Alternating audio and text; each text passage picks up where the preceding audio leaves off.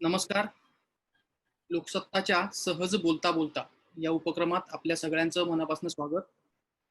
आज आपल्यासोबत या उपक्रमात सहभागी झालेत.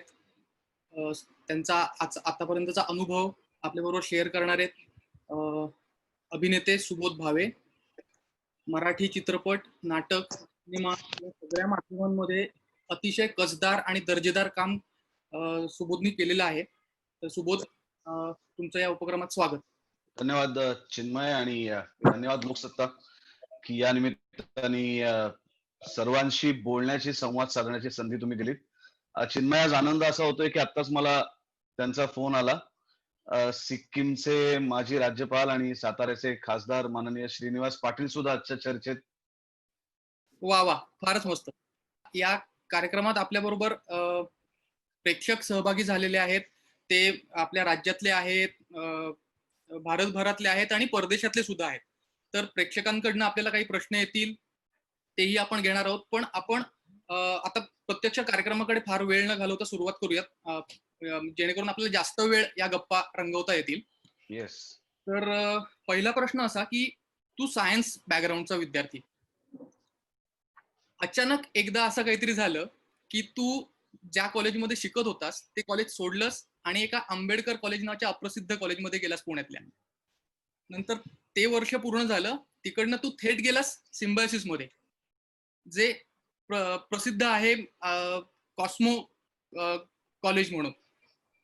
तर बुधवार पेठेतला मुलगा सिम्बायोसिस सारख्या कॉस्मो वातावरण असलेल्या कॉलेजमध्ये जातो आणि तिथलं आपलं तिथे जाऊन शिक्षण पूर्ण करतो आणि पुरुषोत्तम करंडक हे स्पर्धेत जाऊन आपलं करंडक मिळवण्याचं जे स्वप्न आहे ते पूर्ण करतो. हा सगळा प्रवास कसा होता? सगळ्यात पहिल्यांदा तू असा योग साधलायस. माझा आवाज ऐकू येतोय ना? हो, येतोय. आजच ICSE आणि CBSEच्या 10वी आणि 12वीचे निकाल जाहीर झाले. हो. आणि शाळांचे आणि कॉलेजचे निकाल म्हटलं की त्या काळात भयंकर पोटात गोळा यायचा.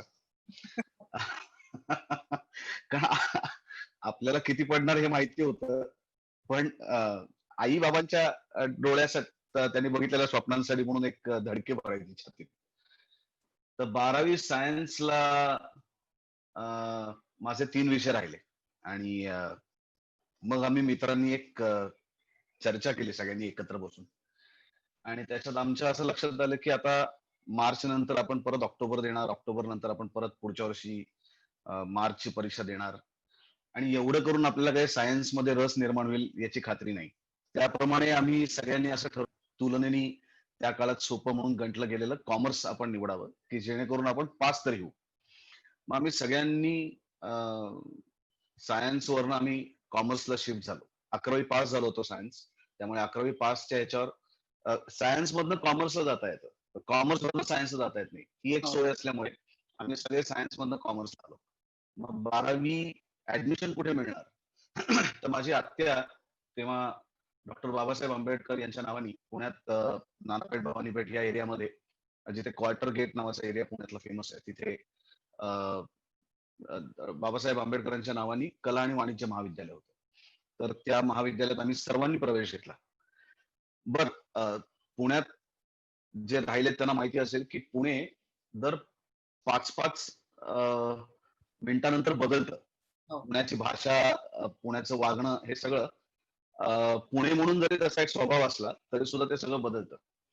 आता मी ज्या आंबेडकर कॉलेजमध्ये गेलो, तिथले असलेले सगळे विद्यार्थी हे आजूबाजूच्या तिच्या बाजूलाच पोलीस लाईन होती, तर पोलीस लाईन मधले काही होते, आजूबाजूला अतिशय गरीब वस्ती होती, त्या गरीब वस्तीतली काही मुलं होती. सुरुवातीला जरा मला 1 महिना त्यांच्याशी जुळून घेताना थोडंसं कठीण गेलं, पण नंतर आज गायब, म्हणजे अगदी आज सुद्धा ते कॉलेजमधले माझे सगळे आंबेडकर कॉलेजमधले मित्र माझे आजही तितकेच जवळचे मित्र आहेत. आणि त्या कॉलेजमध्ये असताना मी आंतर महाविद्यालयीन सर्व प्रकारच्या क्रीडा स्पर्धांमध्ये मी भाग घेतला. मी कॉलेजच्या क्रिकेटच्या टीम मध्ये होतो, मी कॉलेजच्या ॲथलेटिक्सच्या टीम मध्ये होतो. त्यामुळे या सर्व गोष्टी आंबेडकर कॉलेजमधनं मी केल्या आणि 12वी पास झालो फर्स्ट क्लासने कॉमर्स. आणि मग मला कुठे ऍडमिशन मिळेल, तर अर्थातच सर परशुराम भाऊ महाविद्यालय आणि बृहन महाराष्ट्र महाविद्यालय एवढे काही मला मार्क नव्हते. त्यामुळे मग सिम्बायोसिस सारख्या ठिकाणी जायचा निर्णय घेतला. मग सिम्बायोसिसला ऍडमिशन घेतली आणि खऱ्या अर्थाने सिम्बायोसिसमध्ये गेल्यानंतर त्या पुरुषोत्तममध्ये सहभागी झालो, कारण नाट्य मंडळात प्रवेश झाला. मग नाट्य मंडळात त्यांच्या नाटकाच्या तालमी, त्यातनं पुरुषोत्तमचं बघितलेलं वातावरण, त्यातनं पाहिलेली नाटकं, त्यांनी लावलेलं वेड आणि मग ते वेड इतकं अंगात भिनलं, की मग त्याच्यासाठीच मी कॉलेजमध्ये बी.कॉम होऊन सुद्धा नंतरची 2 वर्ष पुन्हा एम.कॉम करायला तयार झालो, कारण मला त्यानिमित्ताने पुन्हा कॉलेजकडनं नाटकं करायला मिळाली. सो असा हा 12वी नापास ते मास्टर ऑफ कॉमर्स असा हा सगळा प्रवास झाला.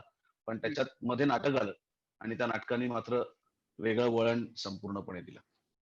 आपण सुरुवात करताना मुद्दाम बदनं अशासाठी केली, की आयुष्यातले अप अँड डाऊन्स आपल्याला खूप काही शिकवत असतात, खूप काही देत असतात. आपण त्यातनं खूप काही घेत असतो. तर मधनं सुरुवात केल्यामुळे आता मी थोडासा पुन्हा एकदा मागे जातो, की मुळात नाटकाची आवड किंवा घरात तशी काही पार्श्वभूमी होती का, की तुझा नाटकाकडे ओढा निर्माण होईल? नाही, असं काही घरात नव्हतं. म्हणजे आई माझी शिक्षिका होती प्रायमरी स्कूलला. म्हणजे माझी सुरुवातच आईच्या शाळेपासून झाली. जेव्हा आई लक्ष्मी कर्ण मंदिर नावाची पुण्यात शाळा होती. लहान नूतन मराठी विद्यालयाच्या शेजारी. तर त्या आईच्या शाळेतच माझी सुरुवात झाली. मग तिथनं मी नुमवीमध्ये गेलो. मग नुमवीतच मी 10वी झालो. वडील माझे बँकेत होते. आमच्या घरात खंडोबाचं मंदिर आहे. 1906 साली माझ्या आजोबांच्या आजोबांनी त्याची स्थापना केली. त्यामुळे घरात परंपरागत आलो असलेलं एक धार्मिक वातावरण घरात आहे.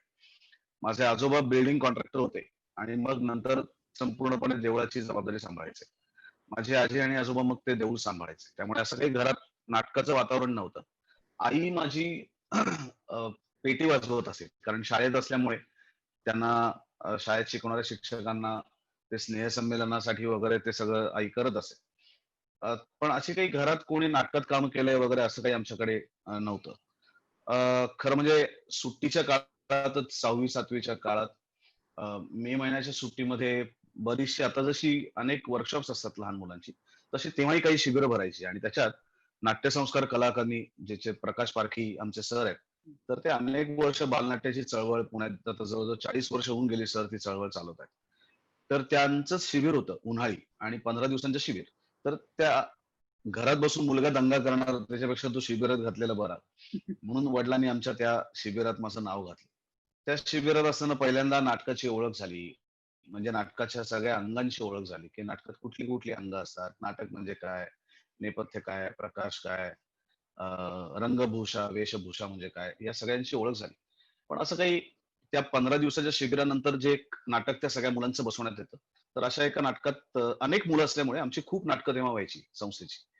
तर अशा पहिल्याच मिळालेल्या नाटकातली प्रमुख भूमिका 2 दिवसानंतरच माझ्या विलक्षण अभिनय सामर्थ्यामुळे माझ्याकडनं काढून घेण्यात आली आणि मला एक छोटा रोल त्याच्यात देण्यात आला. आणि आमच्या संस्थेतला एक जुना सीनियर विद्यार्थ्याला ती भूमिका माझी जी काढली ती त्याला दिली. आणि तिथेच जो काही माझा एक थोडासा आत्मविश्वास असा आपल्याला काम येईल का काय असा वाटला होता, तो तिथेच मेला. त्याच्यानंतर मला नाटकात काम करण्याचीच भीती वाटू लागली. माझा ठाम विश्वास होता, की मी काही ॲक्टर वगैरे नाही आणि मला काही ते जमणार नाही. मग मी त्या नाटकातल्या अभिनयाकडे पाठ फिरवली आणि मग संस्थेतल्या उर्वरित आयुष्यात म्हणजे जे काही पुढची वर्ष मी संस्थेत होतो, त्याच्यात मी बाकी सगळी अंग शिकून घेतली. लाईट्स ऑपरेट करायला शिकलो, म्युझिक ऑपरेट करायला शिकलो, सेट लावायला शिकलो. या सगळ्या गोष्टी मी शिकून घेतल्या. पण नाटकात काम करण्याच्या पासून मी खूप लांब राहिलो. म्हणजे मला भीतीच वाटायची नाटकात काम करायचं म्हटलं. हं. ते डायरेक्ट मी पुरुषोत्तमला जेव्हा सिम्बायोसिसला गेलो, तेव्हा आम्ही सगळे लहान होतो आणि मुलांनी पुण्यातल्या एका अतिशय प्रतिष्ठित स्पर्धेमध्ये अंगीकार करायची ठरवली. झेबून निसाचं स्वप्न. ज्याच्यात औरंगजेब आणि औरंगजेब या दोघांच्या नात्यावरती ती अंगिका गाण्यातल्या माणसाला ज्याला कळत नाही त्याला औरंगजेब म्हणतात मला माहिती होतं. पण अभिनयातल्या माणसाला सुद्धा कळत नाही त्यालाही औरंगजेब म्हणतात हे मला त्या नाटकाच्या निमित्ताने कळलं. आणि त्या औरंगजेबाच्या भूमिकेमुळे पहिल्यांदा मी नाटकात ते जे मला काढलं होतं त्याच्यानंतर खूप वर्षानंतर नाटकातली प्रमुख भूमिका केली. ह्या माझ्या दिग्दर्शकाने काही मला काढलं नाही. त्यांनी मला खूप समजून घेऊन माझ्याकडनं ते करून घेतलं. आणि तो एक छोटासा विश्वास मनामध्ये उत्पन्न झाला, की आपण जर दिग्दर्शकाचं ऐकलं, आपण जर नीट लक्ष दिलं, तर आपण तो सांगेल तसं आपण करू शकतो. त्याची कॉपी करू शकतो. स्वतःची बुद्धी चालवतो की नाही हे कळलं नव्हतं. पण दिग्दर्शकाची कॉपी करू शकतो एवढं मात्र नक्की कळलं होतं. ओके. आता आता पुन्हा थोडंसं पुढे जाऊयात, की पुरुषोत्तम केलंस, तुम्हाला करंडक मिळाला. तू आणि लोकेश गुप्ते आय थिंक चंद्रपूरच्या जंगलात एकांकिका. आणि त्याला हम्म. करंडक होता. तुम्हाला दोघांनाही आय थिंक केशवराव दाते अभिनयाचं सर्वोत्कृष्ट पारितोषिक होतं. नाही, मला नाही. लोकेशला होतं त्याच्या एका दुसऱ्या आयलंड नावाच्या नाटकासाठी. त्याला ओके. सर्वोत्कृष्ट अभिनय म्हणजे केशवराव आणि वाचिक अभिनय अशी दोन्ही लोकेशला होती.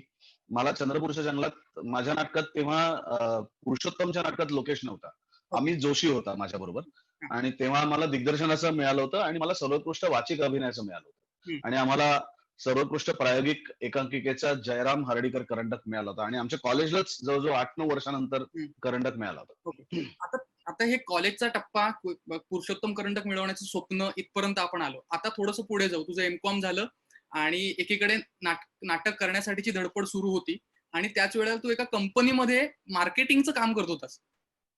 तर ते ते नेमकं काय होतं? तो काळ कसा होता?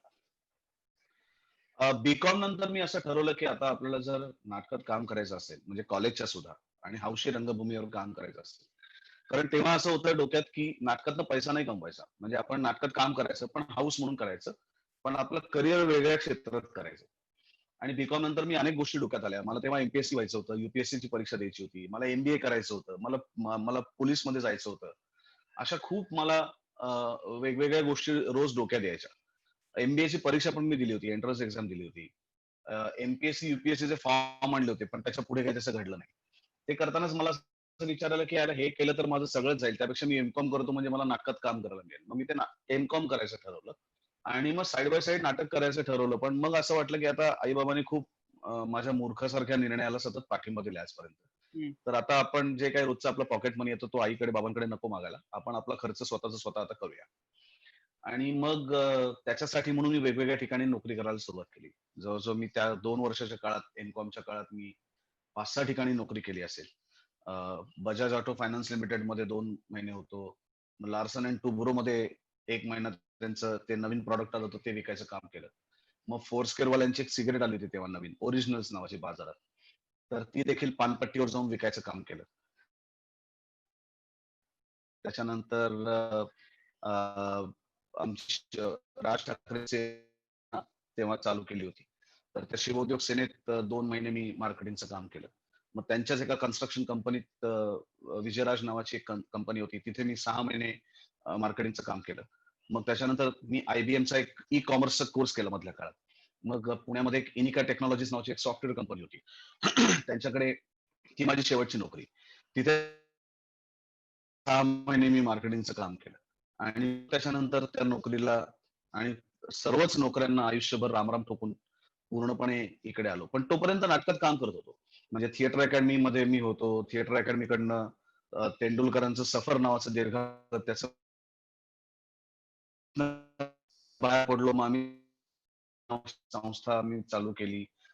कॉलेजमधल्या वेगवेगळ्या मुलांनी एकत्र येऊन आणि मग त्या संस्थेकडनं गणपतीतले प्रयोग, इकड-तिकडच्या एकांकिका स्पर्धात प्रयोग, गावोगावी प्रयोग असं ते सगळं एकांकिका आणि त्याचे दौरे सुरू केले. आणि मध्ये-मध्ये 2 शूटिंगच्या ऑफर होत्या. त्यातलीच एक होती सावरकरांवरचा जो सिनेमा बाबूजींनी त्याची निर्मिती केली. त्याच्यात एका छोट्याशा भूमिकेत तो ब्रिटिश हवालदार उभा असतो त्या गेटपाशी. मदनलाल धिंगरा जेव्हा कर्झन वायलीचा खून करतात, तर तिथे तो ब्रिटिश ऑफिसर उभा असतो दारात. तर तो मी होतो. मग अमोल पालेकरांच्या ध्यास पर्वमध्ये किशोर कदम यांच्याबरोबर एक छोटीशी परत ब्रिटिश ऑफिसरचीच भूमिका केली. कारण तेव्हा माझे केस मी ब्लॉन्ड केले होते. त्याच्यानंतर एक अ, अ, मनाची एक गुंती नावाची सीरियल लागायची दूरदर्शनवरती. त्याच्यात काम केलं. तर हे असं चालू होतं, पण त्याला काही असं व्यावसायिक स्वरूप आलं नव्हतं. त्या शेवटच्या नोकरीत असताना मात्र माझी अस्वस्थता ती फार जवळनं मला बघायला मिळाली. म्हणजे नाटकाच्या तालमीत येत असलेलं समाधान, त्याच्यात मिळणारा आनंद आणि नोकरीत गेल्यानंतर स्वतःला गुदमरून टाकणं. म्हणजे असं गुदमरायला व्हायचं मला. सकाळी गेलो की मला असं वाटायचं कधी एकदा मी सुटतोय आणि कधी एकदा नाटकाच्या तालमीला जातोय. आणि हे 2 माझी पॅरलल चाललेली आयुष्य मी बघत होतो जवळनं. आणि मग लक्षात आलं की ज्या क्षेत्रात आपल्याला काहीही आनंद मिळत नाहीये, एक अस्वस्थता त्या क्षेत्रात म्हणजे नोकरी कशाला करायची? आणि ते नाटकामध्ये गेल्यानंतर मात्र आपल्याला खूप आनंद मिळतोय. खूप आपल्याला काहीतरी करून दाखवण्याची एक उर्मी आपल्या मनामध्ये आहे, तर तिथे का नाही करायचं? तर काय होईल, फार तर फार काम मिळणार नाही. पण मला एका गोष्टीचं फार आश्चर्य वाटतं, की ज्या दिवशी मी नोकरी सोडली, त्या दिवशी माझ्याकडे ₹1 सुद्धा काम नव्हतं. माझ्याकडे कामच नव्हतं. पुढचे अनेक महिने मी बेकार होतो. पण मला कुठल्याही क्षणाला असं वाटलं नाही, की आपण आता परत मागे जावं आणि आपण नोकरी करावी. माझ्यासारखा आनंदी माणूस आणि समाधानी माणूस जो बेकार होता, ज्याच्या खिशात ₹1 सुद्धा नव्हता. पण तो अतिशय समाधानी होता, कारण तो त्याच्या आवडत्या क्षेत्रात काम करत होता आणि ते समाधान फार वेगळं होतं. फारच आनंददायी होतं ते. आणि मग तिथनं आजपर्यंत आता मला 20 वर्ष झाली. यावर्षी माझं 20वं वर्ष आहे या क्षेत्रात आल्यानंतरचं. आणि मला असं वाटतं, की जो निर्णय घेतला होता या क्षेत्रात येण्याचा तो योग्य होता. तो आता काही चुकलाय असं वाटत नाही. ओके. आता आपली इंडस्ट्री सिनेमा, नाटक या दोन्हीची किंवा टीव्ही मालिकाही सगळी इंडस्ट्री मुंबईत आहे. तू पक्का पुणेकर आहेस.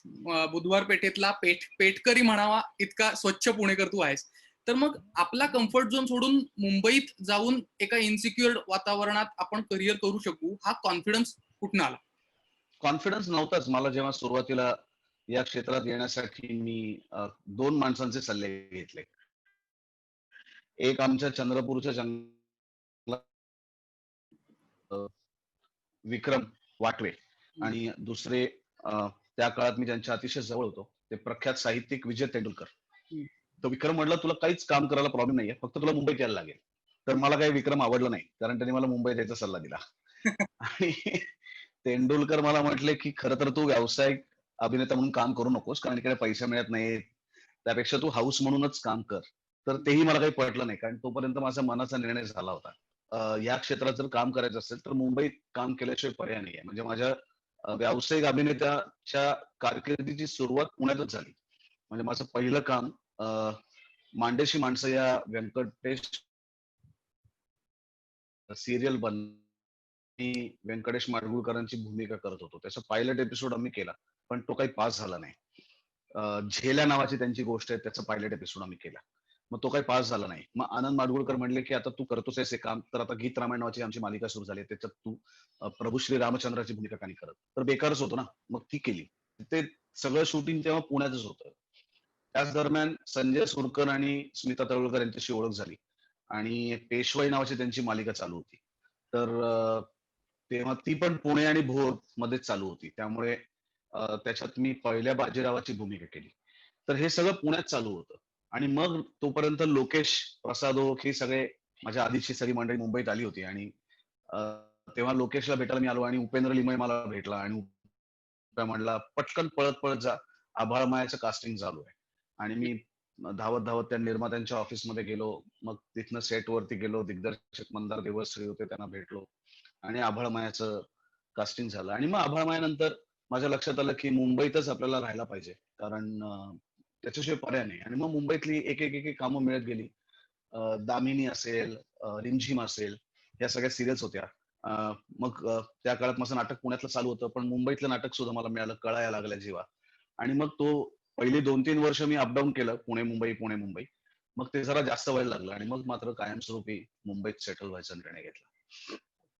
आता गेल्या काही वर्षातल्या तू सुरुवातीपासूनच उत्तम काम करत स्वतःचं वेगळेपण दाखवून दिलंयस. पण अ, गेल्या 10 वर्षांमध्ये म्हणजे 2000 साधारण 9 पासून आता 20 पर्यंत म्हणजे ह्या 11 वर्षांमध्ये सुबोध भावे हे रिमार्केबल असं नाव किंवा राष्ट्रीय पातळीवर गेलेलं नाव आहे मराठी सिनेनाट्य क्षेत्रातून. बालगंधर्व असेल, टिळक असेल किंवा आता काशीनाथ घाणेकर असेल, ह्या तिन्ही व्यक्तिरेखा तू अतिशय उत्तम पद्धतीने निभावल्यास. प्रश्न असा आहे की या 3 व्यक्तिरेखा ज्या मराठी इंडस्ट्रीत माइलस्टोन झालेल्या आहेत, त्याची सुरुवात झाली बालगंधर्व पासून. बालगंधर्व कुठे सापडले, मुळात त्यांच्यावर सिनेमा व्हावा ही कुठनं आली? त्याच्या आधी तू कट्यार पण करत होतास, तर या दोन्ही विषयी सांग. संगीताशी माझा फारसा संबंध नव्हता. म्हणजे शास्त्रीय संगीत आणि नाट्यसंगीत ही अतिशय कंटाळवाणी गोष्ट असं मला तेव्हा वाटत होतं. शाळा कॉलेजमध्ये असताना. त्यामुळे मी त्याच्या फार वाट्याला कधी गेलो नव्हतो. पण परमेश्वर तुला शिक्षा करतो ना, तशी त्यांनी मला माझ्या आयुष्यात काही मित्रमंडळी आणून शिक्षा केली. त्यातला पहिला शौनक अभिषेकी, राहुल देशपांडे, महेश काळे आणि मग आनंद भाटे.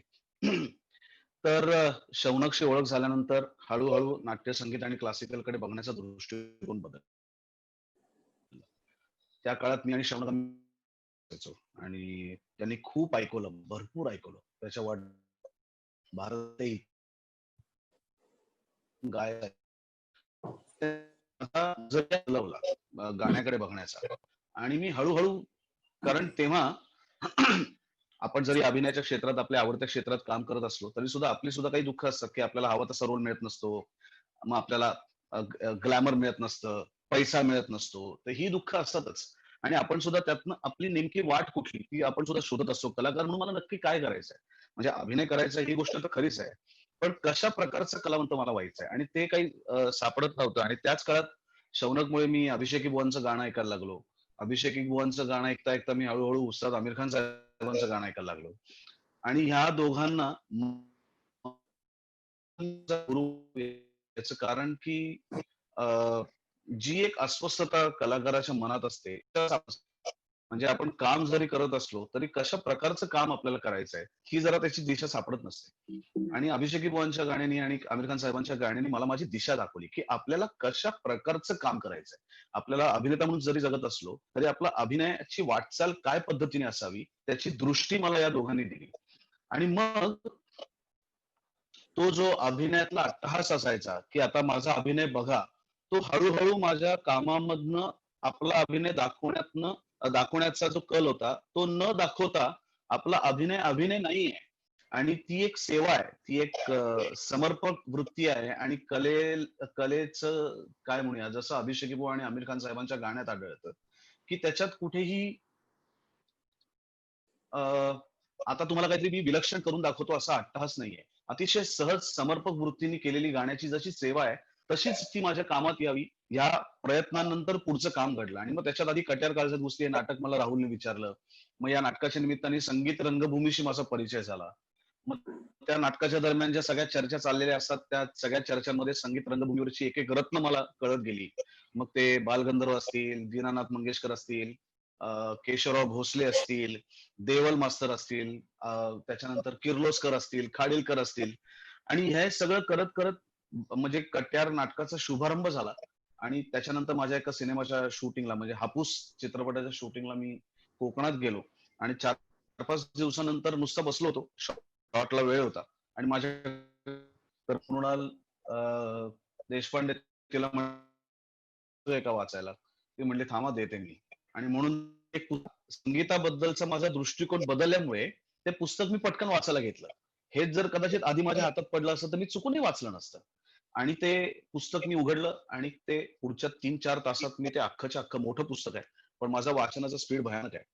त्यामुळे मी ते पुस्तक अख्खच्या अख्खं वाचलं आणि वाचल्यानंतर मी शांत बसलो. मला कळेना की मी आता वाचलेली खरी घडलेली गोष्ट आहे का मी वाचल्यासारखी कारण इतकं विलक्षण आयुष्य एखाद्या माणसाचं असू शकतं यावर माझा विश्वासच बसला नाही आणि तेही आमच्या क्षेत्रातल्या म्हणजे कला क्षेत्रातल्या आणि मला असं वाटलं चायला आपल्याला आपण किती नालायक आहोत की आपण पुण्यात जन्मलो त्या बालगंधर्ववरती आजपर्यंत 1000 वेळा आपण गेलो असू पण त्यांच्या फोटोंच्या पलीकडचे बालगंधर्व आपल्याला माहितीच नाहीयेत जे या पुस्तकामुळे कळले आणि मला जर या क्षेत्रात असून सुद्धा मला माहिती नाहीये तर लोकांना ते कसे माहिती असतील आणि मग त्यांच्यावरच्या पुस्तकं वाचण्याचा मी धडाका लावला जे जे बालगंधर्व म्हणून माझ्या समोर गेलं ते सगळं वाचत गेलो आणि मग ठरलं की आता ह्याच्यावर काहीतरी केलं पाहिजे मग अभिराम भडकमकर यांना भेटलो ते पण त्यांनी होकार दिला मग आम्ही दोघांनी काम करायला सुरुवात केली तेव्हा निर्माता नव्हता दिग्दर्शक नव्हता मग आम्ही एक कॉन्सेप्ट नोट लिहून काढली मग तोपर्यंत मी माझी स्वतःची ऑडिशन घेतली बालगंधर्वांच्या वेशात की आपण आधी दिसतोय का तसे मग त्या ऑडिशन मध्ये मी स्वतःला पास केलं कारण दुसरं कोणीच नव्हतं मग ते फोटो आणि अभिरामनी लिहिलेली नोट असं घेऊन आम्ही नितीन देसाईंकडे गेलो नितीन देसाईंनी ते वाचलं माझे फोटो बघितले आणि मला म्हटलं की चला सुरू करूया आणि मग बालगंधर्व झाला आणि मग पुढचा आहे तो सगळा योगायोग आहे म्हणजे बालगंधर्व झाल्यामुळे शरद पोंक्षेने माझं काम बघून मला ती लोकमान्य टिळकांवरची दुर्दम्य ही कादंबरी मला भेट दिली मग दुर्दम्य वाचून असाच पछाडला गेलो मग तो लोकमान्यांवरचा सिनेमा झाला कट्यार नाटक करत असल्यापासून कट्यारवरती सिनेमा करायचं माझ्या डोक्यात होतच आणि ते साइड बाय साइड बागे चालूच होतं मग त्याच्यामध्येच लोकमान्याचं शूटिंग संपलं आणि कट्यारचं शूटिंग सुरू झालं हे सगळं होऊन आता बायोग्राफी करायचं नाहीत पुढचे काही काळ असं ठरवलं होतं. इतक्यात अभिजित देशपांडे नावाचा एक वेडा माणूस भेटला आणि त्यांनी काशीनाथ घाणेकरांचं स्क्रिप्ट ऐकवलं आणि माझे परत सगळे ठरवलेले मनसुबे गळून पडले आणि मग घाणेकर झाला. तर हे सगळं एकातनं एक उगवलेल्या गोष्टी आहेत. म्हणजे माझाही विश्वास बसत नाही की 2010 ते 2015 कट्यार रिलीज झाला. या काळात कट्यार नाटक, बालगंधर्व सिनेमा, लोकमान्य सिनेमा आणि कट्यार काळजात घुसली हा सिनेमा, हे 5 वर्षात इतकं कार्य घडलंय आणि इतकं मोठे सिनेमे आणि त्या कलाकृतींचा मी भाग होतो, त्याच्यावर माझा विश्वास बसत नाही. पण ते म्हणतात ना की सगळेजण एकत्र आले की काहीतरी चांगली गोष्ट घडते, तसं ते सगळेजण एकत्र आल्यामुळे त्या गोष्टी घडून गेल्या. आता संगीत नाटक आणि बालगंधर्वांचा विषय निघालाय म्हणून लोकसत्ताचे सहाय्यक संपादक मुकुंद संगोराम सरांना तुला काही विचारायचंय. मी तर सरांना विनंती करतो की विचारावं. सुबोध, तुला हे माहिती असेल, नक्कीच माहिती असणार, कारण बालगंधर्व करायचं ठरल्यानंतर जो काय अभ्यास तू केलास तो खूपच कौतुकास्पद होता. याचं कारण ज्या विषयात आपल्याला गोडी नाही त्या विषयात गोडी मिळवणं आणि त्यामध्ये समरसून काम करणं ही काही साधी गोष्ट नाही. पण तुझ्या घराच्या अगदी पलीकडे, म्हणजे आता जिथं दगडूशेठ हलवाई गणपती बसतो त्याच शेजारच्या इमारतीमध्ये भारतातलं पहिलं संगीत नाटक दाखवलं गेलं. अण्णासाहेब किर्लोस्करांचं जे नाटक होतं ते म्हणजे तुझ्या घराच्या अक्षरशः काही फरलांग अंतरावर भारतातलं पहिलं संगीत नाटक निर्माण झालं. जे संगीत नाटक ही महाराष्ट्रानं जगाला दिलेली एक देणगी होती. कारण संगीताला व्हिज्युअल देणं ही जी कॉन्सेप्ट होती ही संगीत नाटकामुळे पहिल्यांदा आली. त्याच्या आधी जे पारशी नाटकांमध्ये लोक रंगभूमीवर लोक अभिनय करायचे, परंतु गाण्यासाठी माणसं वेगळी असायची आणि इथं गाणारच अभिनय करायचा. त्यामुळे चांगला गायक असेल तरच तो संगीत नाटकात येऊ शकत असे, अशी त्या काळातली अवस्था होती. आणि ज्या बालगंधर्वांची भूमिका तू केलीस ती अतिशय सुंदर केलीस, यात तर काही वादच नाही. पण बालगंधर्व हे या भारतातले पहिले, ज्याला आपण सेलिब्रिटी आर्टिस्ट म्हणतो, असे पहिले आर्टिस्ट बालगंधर्व असतील. म्हणजे माझे वडील सांगतात, आनंद बाटेचे वडील पण सांगत असत की बालगंधर्वांनी नुसतं पाहिलं, आपल्याकडे नजर टाकली तरी लोकांना रात्रभर झोप यायची नाही. जे आज सेलिब्रिटी स्टेटस आपण चित्रपट सृष्टीतल्या लोकांचं पाहतो, अमिताभ बच्चन दिसले या दिसण्यासाठी लोक तासन तास त्यांच्या घरासमोर ताटकळतात. बालगंधर्व ज्या ठिकाणी उतरत असत त्या ठिकाणी बालगंधर्वांना पाहण्यासाठी लोक सारखे येरझारा घालत असत. इतकं प्रचंड लोकप्रिय असणाऱ्या माणसाची भूमिका करताना काही दडपण आलं का? खरं सांगू तर दडपण नव्हतं माझ्यावरती. याचं कारण, आपण ती भूमिका का करतोय याचं जर उत्तर तुमच्याकडे असेल तर त्याचं दडपण येत नाही. ती भूमिका करण्याचं कारण माझ्यातला अभिनेता लोकांना कळावा, तो दाखवावा, मला त्यातनं एखादा पुरस्कार मिळावा आणि अभिनेता म्हणून माझं भलं व्हावं, याही पेक्षा सुद्धा बालगंधर्वांचं चरित्र लोकांपर्यंत पोहोचावं, हाच त्याच्यामध्ये उद्देश होता. त्यामुळे लोक मला स्वीकारतील की नाही, मग ते माझ्या अभिनयाला नावं ठेवतील का चांगलं म्हणतील, या कुठल्याही गोष्टींची मला कणमात्र भीती त्या काळात वाटली नाही. मला भीती फक्त एकाच गोष्टीची वाटत होती की त्यांच्या स्त्री भूमिका मला करायला जमतील की नाही. कारण जो आब आणि जी शालीनता आणि जी सात्विकता बालगंधर्वांनी त्यांच्या स्त्री भूमिकांमध्ये जपली, ती मला माझ्या पडद्यावरच्या कामामध्ये जपता येईल का. म्हणजे माझ्या कामाच्या स्त्री भूमिकेमधनं नुकसान झालं तर ते बालगंधर्वांचं होणार आहे. म्हणजे मी जर ते बिभत्स दाखवलं तर लोकांना असं वाटेल की बालगंधर्व हे असं दाखवत होते, जे मला दाखवायचं नव्हतं. त्यामुळे ती शालीनता, ती सात्विकता, ते जे ज्याला म्हणू त्याचा सोल मेंटेन करणं स्त्रीचा, जे बालगंधर्वांना जमलं ते मला पडद्यावरती त्यांचं काम करताना जमेल का ही भीती होती.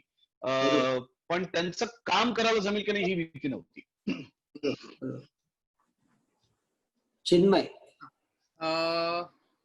एकीकडे तू अभिनय करत होतास आणि त्याच वेळेला तू कट्यार हे दिग्दर्शित केलं होतंस नाटक म्हणून. पण आपण कट्यार सारख्या नाटकाचा सिनेमा करू शकतो दिग्दर्शक म्हणून, ही विचाराची प्रक्रिया कशी डेव्हलप झाली, किंवा माध्यमांतर करताना त्यात काही महत्वाचे बदल सिनेमा म्हणून करायला लागतील.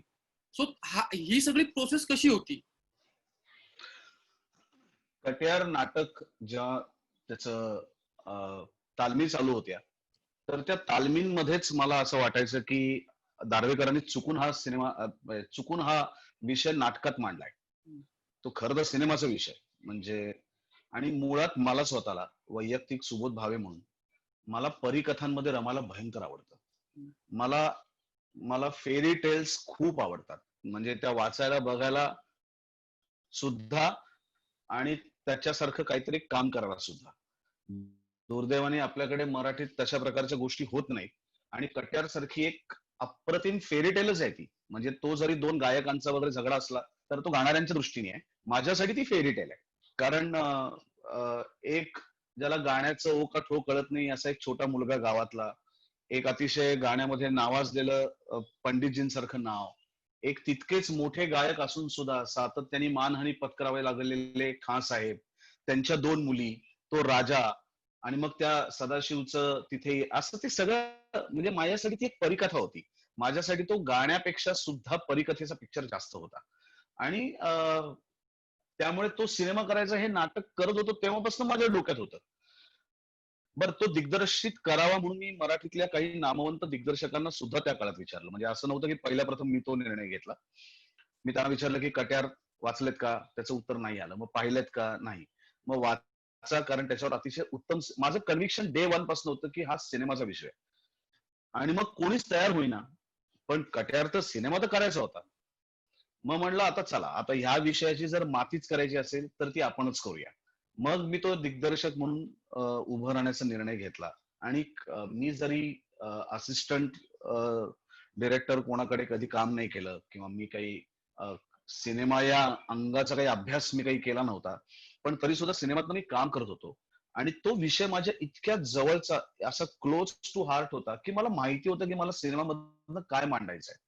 आणि मला हेही माहिती होतं की आपण आता काय होतं की आपल्याकडे मुळात नाटक आणि सिनेमा या दोन वेगळ्या गोष्टी आहेत, हेच आपण बघत नाही. नाटकात कट्यारमध्ये जर आपण विचार केला तर हे काही माझ्या तोंडचं वाक्य नाही, स्वतः वसंतराव देशपांडे असं म्हटले की त्यांच्या दृष्टीने मराठीतलं संगीत नाटक म्हणजे दोनच, एक घाशीराम कोतवाल आणि एक संगीत सौभद्र, की ज्याच्यामध्ये गाण्यांमुळे नाटकाची गोष्ट पुढे सरकते. संगीत नाटक म्हणजे गाण्याची मैफिल नाही, ती लोक वेगळी जाऊन बघत असतील. संगीत नाटक म्हणजे ज्या नाटकाचा विषय हा गाण्यामुळे पुढे सरकतो आणि नाटकाला एक गती येते, ते म्हणजे संगीत नाटक.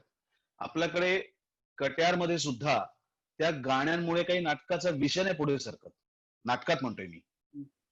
आणि ती कट्यारच्या काही गोष्टी या मला नाटक करत असल्यापासून खटकत होत्या.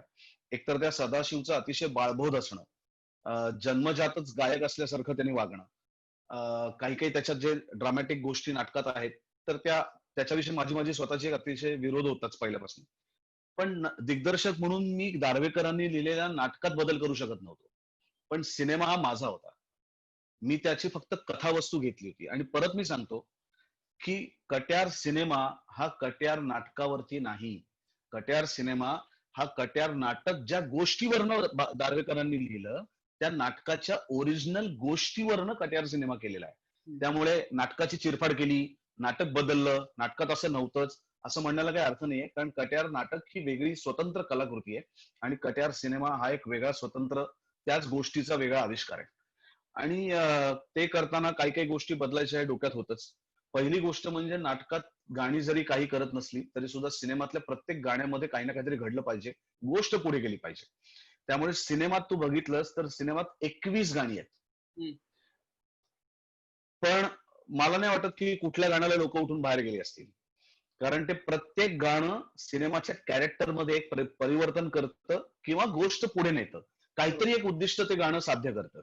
आता उगाचच गाणं आलंय असं होत नाही. मनमंदिरा गाणं येतं ते सदाशिवच्या मनात गाण्याबद्दलचा पहिल्यांदा पॉझिटिव्ह विचार निर्माण करतं की आपल्याला जर काजवे बोलवायचे असतील तर आपल्याला गाणं यायला पाहिजे, किंवा अशा प्रकारच्या काही गोष्टी ज्या संपूर्ण सिनेमात घडतात. आणि मग मला असं वाटतं की कट्यारचं खरं यश आहे ते माझं जर दिग्दर्शक म्हणून असेल असं धरलं तर त्याही पेक्षा जास्त यश हे आहे की मी टीम चांगली निवडली. हम्म.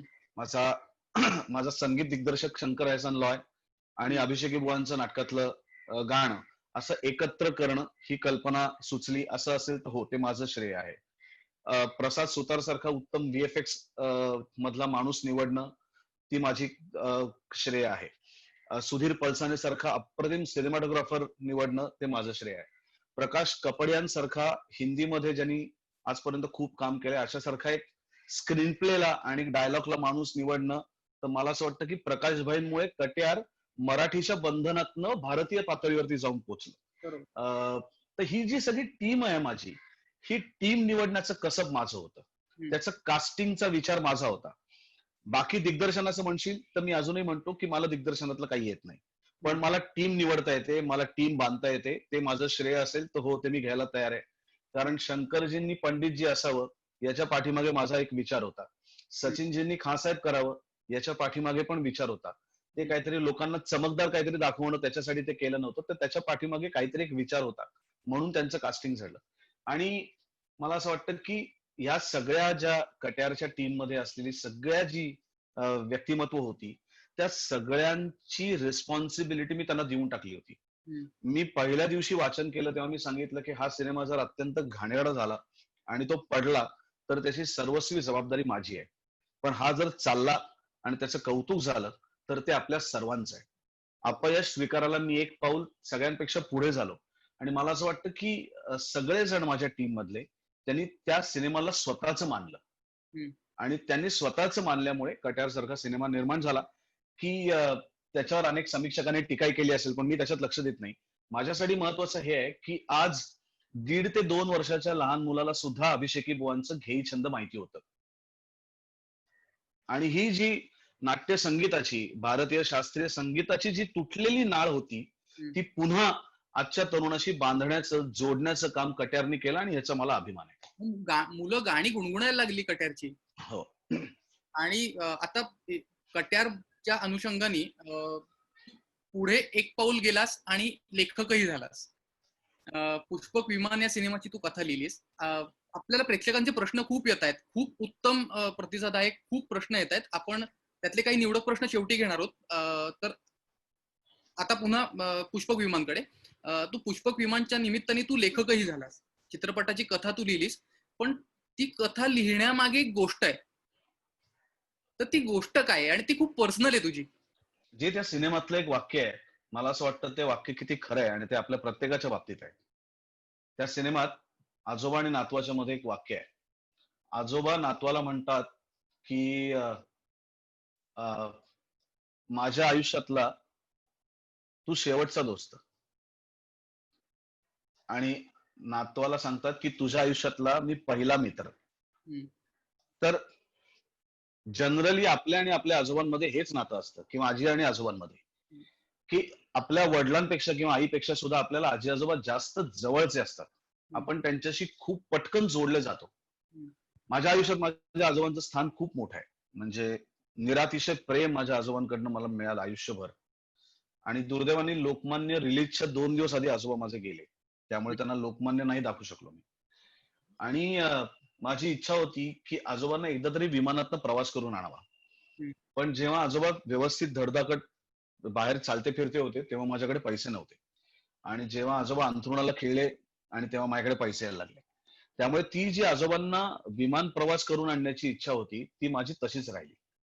आणि त्याच्याच वरनं ही कथा मला सुचली की एका आजोबाचं स्वप्न विमान प्रवासाचं त्याचा नातू पूर्ण करतो, आणि तो आजोबा विठ्ठल भक्त आहे, तुकारामांचा अतिशय मोठा भक्त आहे, आणि त्याची गाढ श्रद्धा आहे की तुकाराम महाराजांना पुष्पक विमान घेऊन गेलं.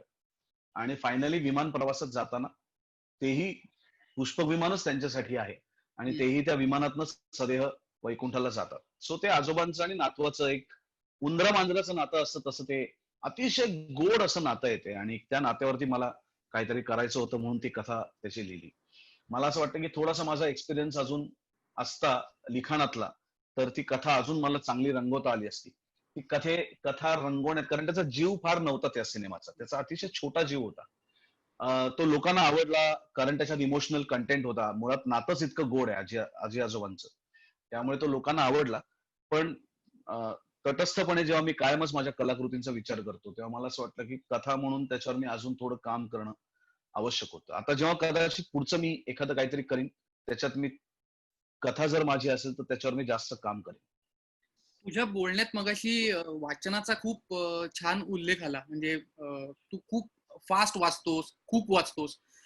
तर उत्तम अभिनेता होण्याच्या दृष्टीने वाचन किती महत्वाचं आहे? आणि एक चैतन्य बोंद्रे म्हणून त्यांचा एक प्रश्न पण आलाय.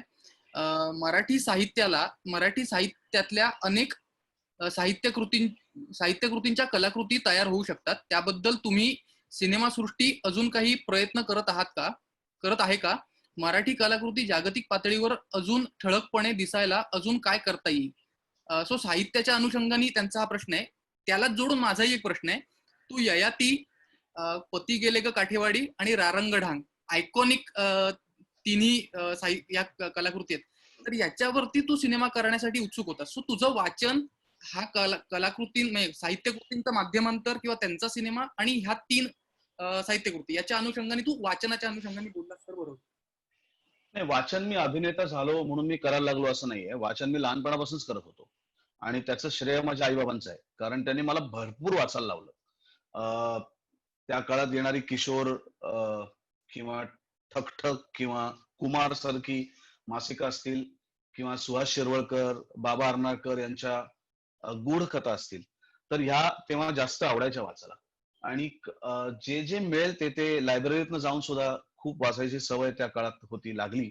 आणि ते वाचन मधला काही काळ सोडला तर माझ्या वाचनात खंड नाही पडला. म्हणजे मी वाचत होतोच आणि शाळेपासून मी वाचत होतो. त्यामुळे अभिनयात आलो आणि वाचायला लागलो असं नाही घडलंय. मी वाचत होतोच. आणि कुठल्याही कला क्षेत्रासाठी मला असं वाटतं की आज संगोराम सर तुझं सांगू शकतील, कारण ते गायकांच्या आणि संगीतकारांच्या जास्त जवळ आहेत. तर गाण्यातले सुद्धा जे मोठी लोक आहेत, तर त्यांचंही साहित्यावरचं प्रेम आणि त्यांचं वाचन, मग ते अभिषेकी बुवा असतील, कुमारजी असतील, किशोरीताई असतील, ही सर्वच नावं, वसंतराव असतील, ही सर्वच नावं वाचनाच्या क्षेत्रात सुद्धा तितकीच दांडगी होती. आणि मला असं वाटतं की प्रत्येक अनुभव आपण काही स्वतः घेऊ शकत नाही माणूस म्हणून आपल्या छोट्याशा आयुष्यात. तर तो कुठल्या तरी एका माणसाने घेतलेला असतो लेखनाच्या द्वारे, आणि तो आपल्याला अजून जास्त समृद्ध करतो. माझ्यासाठी वाचन हा माझ्या सवयीचा भाग आहे. आता सुद्धा मी धनंजय कीर यांचं स्वातंत्र्यवीर सावरकरांचं पुस्तक मला परवाच दिवशी गिफ्ट मिळालं. एवढं जाड पुस्तक आहे. ते मी काल वाचायला सुरुवात केली. आता माझं एवढंच राहिलंय. बापरे. त्यामुळे माझा स्पीड तुफान आहे वाचनाचा. मी एकदा बसलो की मी सोडत नाही पुस्तकाची पाठ. आणि मला असं वाटतं की कदाचित सावरकरांना वाचायला उशीर झाला मला. मी आजपर्यंत सावरकरांवरचं, म्हणजे मला सावरकर माहिती नाहीत का, तर असं नाहीये. पण असे तुटक तुटक मला माहिती आहेत. म्हणजे त्यांच्या आयुष्यातल्या घटना मला माहिती आहेत की काय काय महत्वाच्या झाल्या. पण समग्र सलग सावरकर मला माहिती नव्हते, जे या पुस्तकाच्या निमित्ताने मी ते वाचायला लागलोय. आणि आता अजून जास्त उत्सुकता आहे. माझ्याकडे खूप पुस्तकं आहेत आणि त्यातली बरीचशी पुस्तकं मी दरवर्षी 400 पुस्तकं मी लायब्ररीला देऊन टाकत असतो. तर भरपूर वाचतो मी. माझ्या माझ्या गाडीमध्ये सुद्धा आता गेलास तरी 15 पुस्तकं तर अशीच तुला पडलेली दिसतील. आणि त्याला काही विषयाचं बंधन नसतं. जे समोर येईल ते मी वाचत असतो. काहीही लिहिलेलं असलं तरी मला वाचायला आवडतं. ययातीचं विचारशील तर ययाती, रारंगढांग आणि पती गेले ग काठेवाडी, त्यातला ययाती आणि रारंगढांग अजून माझ्या डोक्यातनं गेलं नाहीये. पण काय होतं की फायनली तुला चित्रपट करताना आपल्या खिशात किती पैसे आहेत त्याचाही विचार तुला करावा लागतो. आणि मराठी चित्रपट करताना हा सतत जाणवणारा आणि अडचणीचा ठरणारा एक कळीचा मुद्दा आहे. ययातीचं स्वप्न तर माझं बालगंधर्वाच्या नंतर सुरू झालं होतं. म्हणजे बालगंधर्व नंतर काय करणार असं लोकांनी विचारलं तेव्हा, म्हणजे आता गेली 10 वर्ष झाली मी ययाती जवळ घेऊन बसलोय आणि मला ती काही करून करायचीच आहे. कादंबरी नाही, कारण त्या कादंबरीवरती सिनेमा मला नाही करायचा. मला ययातीच्या गोष्टीवरती करायचा आहे की जी भारताची गोष्ट आहे. रारंगढांगचं सुद्धा असंच आहे. रारंगढांग सुद्धा प्रभाकर पेंढारकरांनी इतकं अत्युच्च दर्जाचं लिहून ठेवलंय की ते करायला, त्याला जर मी न्याय नाही देऊ शकलो ते उभं करण्यासाठी, तर तर ते उभं करायला आता माझं मराठीचं बजेट मला परमिट नाही करत आहे. त्या मनाने कट्यार माझं 2 वाडे जुने घेतले की कट्यार होऊ शकतं, पण रारंगढांग नाही होऊ शकत. मला जर तो हिमालयच नाही निर्माण करता आला तर त्या रारंगढांगची मजाच येणार नाही. त्यामुळे ते सगळं गाडं तिथे अडकलंय. आणि पती गेले ग काठेवाडीचं कन्व्हिक्शन अजून माझं पूर्ण होत नाहीये.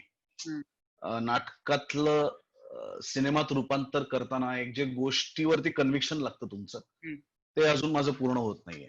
तर ते झालं तर उत्तम, नाही झालं तर त्यांनी काही एक चांगलं नाटक वाचल्याचं समाधान माडगुळकरांचं, कारण मी मुळात त्यांच्या साहित्याचा फॅन आहे. त्यामुळे तर असं आहे. आता थोडंसं पुन्हा मागे जाऊ की तू मालिका खूप केल्यास, टेलिव्हिजनवरती खूप काम केलंस, म्हणजे आता तू आपण स्टार म्हणूयात की स्टार झाल्यानंतर सुद्धा तू पुन्हा जाऊन मालिका करतोस म्हणजे रेग्युलर.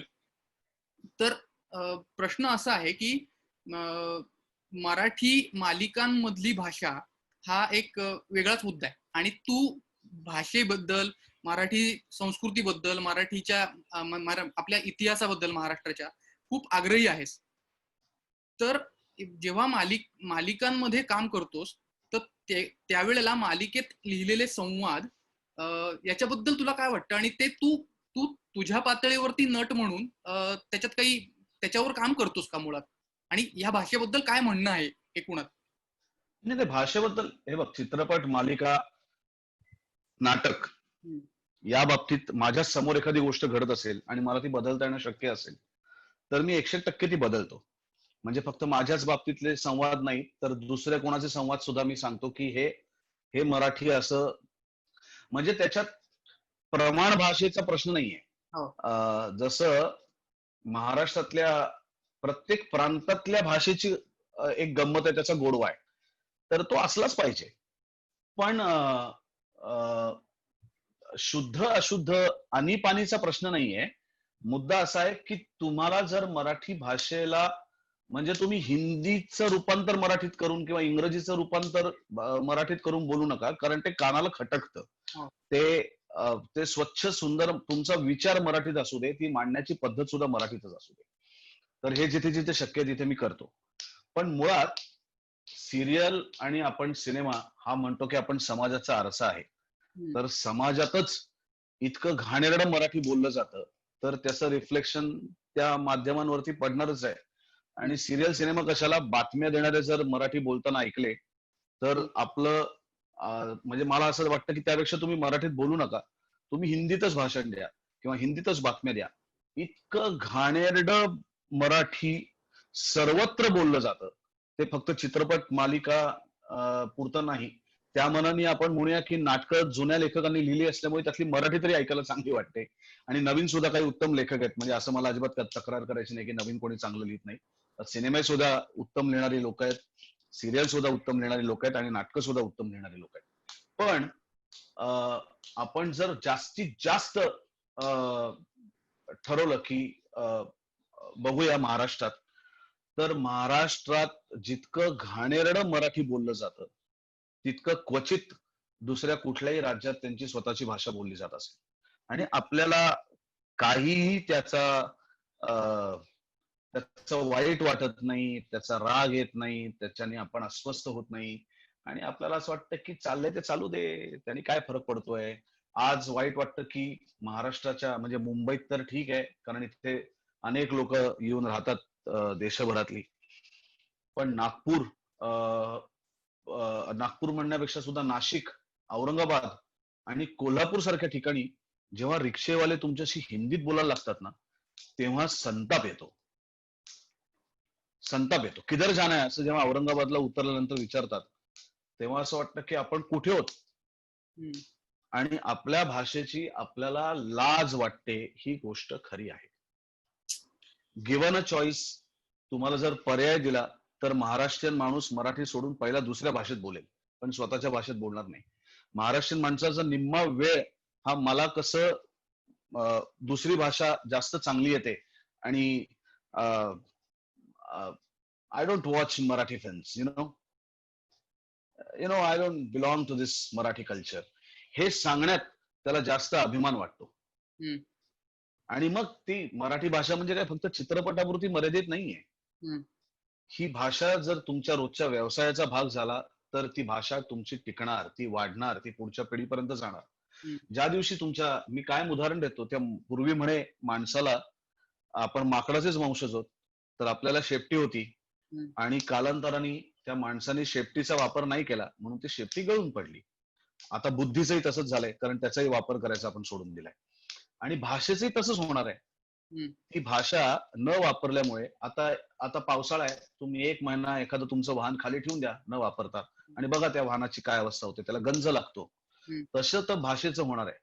ती जर वापरलीच नाही तर त्या भाषेला गंज लागणार आणि मग त्या भाषेला गंज लागला की त्याला काही उपाय नाही. मग हळूहळू दुसरा त्याला पर्याय सापडत जाणार आणि ही मागे पडत जाणार. त्या डॉक्टर गणेश देवींचं फार सुंदर त्याच्यावरती अभ्यास आहे आणि ते सांगतात की अंदमानमध्ये 2010ला 26 जानेवारीलाच म्हणजे भारताच्या प्रजासत्ताक दिनाच्या दिवशीच भारतात 1961 मध्ये 1700 का 1800 भाषा त्या सेन्सस मध्ये काढण्यात आल्या.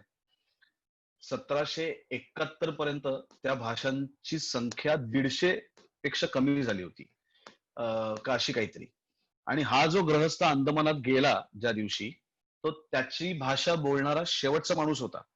तर त्याची भाषा बोलणारं त्याच्या आजूबाजूला दुसरं कोणीच नव्हतं, म्हणून तो पशुपक्ष्यांशी बोलत असे की कोणीतरी माझी भाषा ऐका. आणि तो माणूस 2010ला प्रजासत्ताक दिनाच्या दिवशी गेला.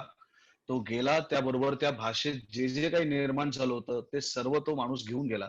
त्या भाषेचं काही नाही. आता तशीच अवस्था मराठीची होऊ नये म्हणजे मिळवलं. आज सुदैवाने एकच त्यातल्या त्यात चांगली गोष्ट आहे की इंटरनेटवरती जास्तीत जास्त मराठी भाषा वापरली जाते आणि त्याच्यात संवाद साधला जातो. पण जोपर्यंत त्याच्यात जगातलं उत्तम ज्ञान जोपर्यंत त्या भाषेत येणार नाही, तोपर्यंत त्या भाषेची किंमत राहणार नाही. आणि ते किंमत जर त्या भाषेला मिळवून द्यायची असेल, तर त्या भाषेतलं उगवणारं प्रत्येक गोष्ट ही आपली स्वतःची प्रेमाची असली पाहिजे. हिंदी भाषेवर काही राग नाहीये किंवा भारतातल्या कुठल्याच भाषांवरती राग नाहीये. मला तर असं वाटतं की भारतामध्ये तुला किमान 4 भाषा तर यायलाच पाहिजेत. एक तुला स्वतःची मातृभाषा यायला पाहिजे, एक तुला दुसऱ्या कुठल्याही राज्याची भाषा यायला पाहिजे. गुजराती असेल, कानडी असेल, तेलुगू, तमिळ, बंगाली. एक तुला हिंदी यायला पाहिजे आणि जगाची भाषा म्हणून तुला इंग्रजी यायला पाहिजे. तर ह्या 4 भाषा तुला आल्याच पाहिजेत.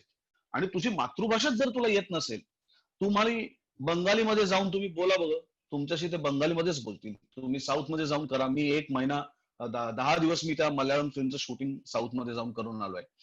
त्या अख्ख्या 10 दिवसांमध्ये एक माणूस सुद्धा माझ्याशी हिंदी भाषेत बोलला नाही. मी त्यांना मराठी भाषा शिकवली तर ते मराठी भाषेत बोलत होते, पण ते हिंदीमध्ये बोलत नव्हते. माझा एक व्हिडिओ मी टाकला असेल तर तू बघ. तो दिलीप नावाचा तिकडचा सुपरस्टार आहे जो माझ्या बरोबर त्या फिल्म मध्ये होता. तर स्वराज्य माझा जन्मसिद्ध हक्क आहे आणि तो मी मिळवणार या घोषणेला 100 वर्ष झाली. तेव्हाच मी तिथे होतो केरळमध्ये. तर मी त्याला ते मराठीत बोलायला शिकवलं. स्वराज्य माझा जन्मसिद्ध. तर ते त्यांनी मराठीत तो बोलला आणि त्यांनी मला मल्याळम मध्ये ते करून दिलं ट्रान्सलेट आणि मी ते मल्याळम मध्ये बोललो आणि तो मराठीत बोलला. तर तुमच्या भाषेतल्या प्रत्येक गोष्टीचा, त्या प्रत्येक माणसाचा तुमच्याशी प्रेमाचा संबंध असतो. आज महाराष्ट्रात जे जे कोणी निर्माण झाले, अगदी संत ज्ञानेश्वरांपासून ते अगदी आत्ताच्या ज्यांनी कोणी नाव कमवलं असेल ते प्रत्येक जण, आणि ज्यांनी काही कॉन्ट्रीब्युट केलं असेल या देशासाठी, राज्यासाठी, ते प्रत्येक जण, त्यांच्याविषयी प्रेम वाटलंच पाहिजे. त्यांना आपण का एकमेकांमध्ये डिवाइड करतो? म्हणजे महाराष्ट्रात जन्मले तर ज्ञानेश्वरी आमचे, नामदेव सुद्धा आमचे, तुकाराम महाराजही आमचे, छत्रपती शिवाजी महाराज तर आहेतच, संभाजी महाराजही आहेत, बाजीराव पेशवा आहे, स्वातंत्र्यवीर सावरकर आहेत, महात्मा ज्योतिबा फुले आहेत, सावित्रीबाई फुले आहेत, डॉक्टर बाबासाहेब आंबेडकर आहेत, लोकमान्य टिळक आहेत, रानडे आहेत, सगळेच आमचे. मग त्यांच्यामध्ये परत आम्ही डिवाइड का करतो? मला असं वाटतं की या सगळ्या माणसांनी मिळून महाराष्ट्र बनलाय, या सगळ्या माणसांनी मिळून मराठी बनलाय. तर ते मराठी पण फक्त अमुक गोष्टीत किंवा तमुक गोष्टीत नाहीये, ते सगळ्यांमध्ये मराठीपण आहे. आणि ते जर का मी नाकारायचं ठरवलं तर मग आमच्यासारखे संकुचित दुसरे कोणी नाही. आणि त्या सगळ्याचा आधार म्हणून मराठी भाषा महत्वाची आहे. बरोबर. ते सगळं जाणून घेण्याची शक्ती म्हणून मराठी भाषा महत्वाची आहे.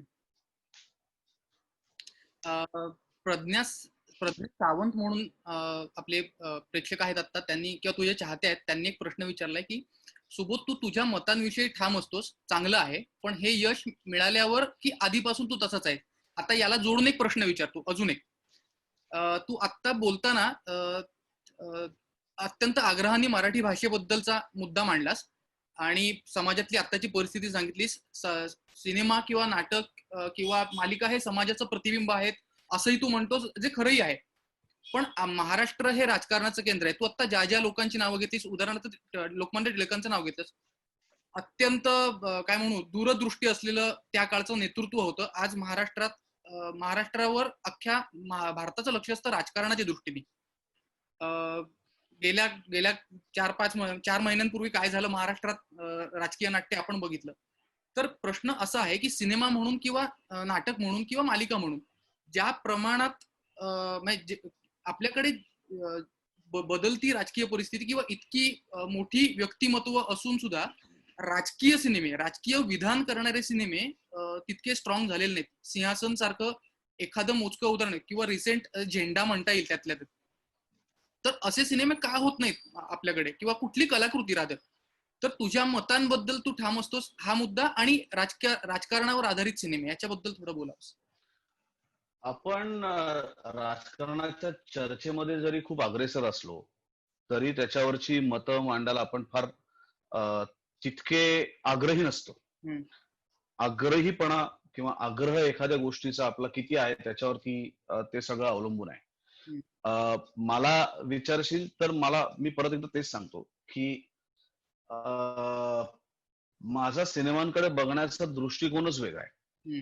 माझ्या बाबतीत मगाशीच म्हटलं की मला स्वतःला परीकथा भयंकर आवडतात आणि मला जर पर्याय दिला तर माझा पहिला पर्याय जो असेल तो कायमच परीकथांचा असेल. मला सामाजिक चित्रपट करायला आवडत नाहीत.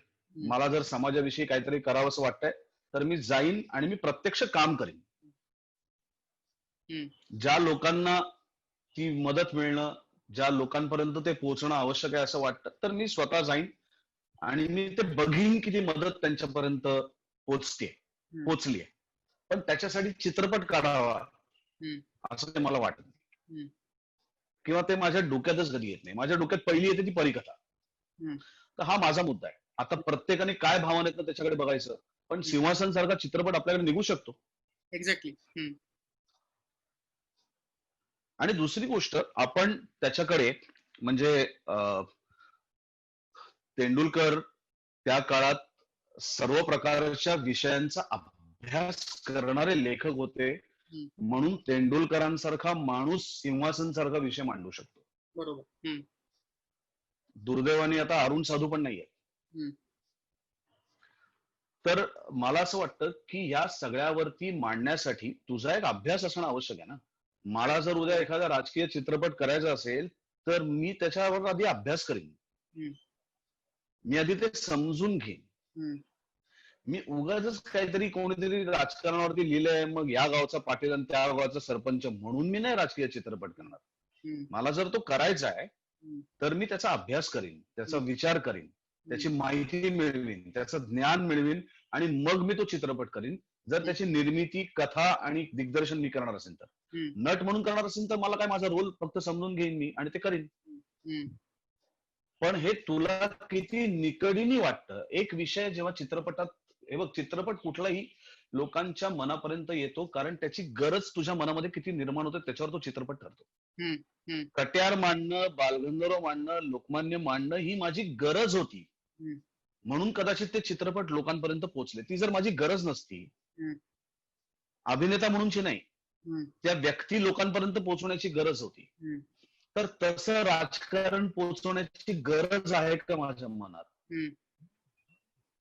ती गरज जर निर्माण झाली तर जेव्हा आपली गरज निर्माण होते, मला जर जेवणाची गरज आहे, खायची गरज आहे, तर ती गरज आहे म्हणून मी त्याच्यासाठी कष्ट करीन ना. ती गरजच जर मला नाही तर मी त्याच्यासाठी कष्ट का करीन? बरोबर. तर राजकारणावरती किंवा कुठल्याही विषयावरती एखादी गोष्ट मांडण्याची आधी गरज माझ्या बुद्धीत, माझ्या आतमध्ये तयार व्हायला पाहिजे, तर ती गरज मला अनेक वेगवेगळ्या प्रकारचा अभ्यास करायला भाग पडेल, कष्ट घ्यायला भाग पडेल, एक सामायिक विचार करायला भाग पडेल आणि मग त्याच्यावरती एक चांगली कलाकृती करायलाही भाग पडेल. बरोबर. ओके. एक मुद्दा असा आहे की तू 3 बायोपिक केलेस आतापर्यंत. उर्मिला नातू म्हणून आहेत, त्यांचा प्रश्न आलाय की पुढचा बायोपिक कुठला असेल? अरे वा, असं काय ठरवलं नाही मी. जे मनापासून आवडेल ते. मी तर मध्यंतरी तेही सांगितलं होतं की मला स्वतःला शरद पवारांवरती चित्रपट करायला आवडेल. हा. त्यांनी परवानगी दिली, त्यांना स्क्रिप्ट आवडलं, ते जर व्यवस्थित झालं, तर ते सगळं जुळून आलं तर मला करायला आवडेल. ओके. मला सुभाष बाबूंची भूमिका करायला आवडेल. बर. मला छत्रपती संभाजी महाराज साकारायला आवडतील. पण हे फक्त मला वाटून उपयोग नाहीये. त्या सगळ्या गोष्टी एकत्र जुळून येतात ना, तेव्हाच त्या गोष्टी घडतात. मगाच्या राजकीय सिनेमांच्या प्रश्नाबरोबर मी प्रज्ञा सावंतांचा प्रश्न होता की तुझ्या मतांबद्दल ठाम असतोस हे चांगलं आहे, पण हे यश मिळाल्यावर की आधीपासून तू तसा आहेस, हा प्रश्न राहिला होता. नाही, आधीपासून. हा. आधीपासून. ओके. म्हणजे मराठी भाषा हा काही माझा आत्ताचा मुद्दा नाहीये. मराठी भाषेविषयी मी पहिल्यापासूनच आग्रही आहे. म्हणून मी परत एकदा सांगतो की मराठी भाषेविषयी आग्रही असणं आणि इतर भाषांचा द्वेष करणं या 2 वेगळ्या गोष्टी आहेत. माझ्या मनात कुठल्याही भारतीय भाषेबद्दल द्वेषाची भावना नाही किंवा कुठल्याच भाषेबद्दल द्वेषाची भावना नाहीये, पण मराठी भाषा टिकली पाहिजे ही माझी भावना पहिल्यापासून आहे. ती आजही आणि ती उद्याही राहील. बरोबर. मी मल्याळम चित्रपटात काम केलं किंवा मी हिंदी चित्रपटात काम केलं किंवा मी अजून बंगाली चित्रपटात काम केलं, म्हणून मराठी भाषेविषयीचं माझं प्रेम आणि त्याच्यासाठी माझ्या डोक्यात असलेला विचार कधीही कमी होणार नाही आणि थांबणारही नाही. ओके. आपण आता कोरोना संसर्गाच्या एका अवघड काळातनं चाललोय आणि ह्या काळात लोकांचं मनोरंजनाचं एक महत्वाचं माध्यम झालं म्हणजे ओटीटी, वेबसिरीज किंवा त्या ओटीटी प्लॅटफॉर्म्स वरती येणारे सिनेमे असतील.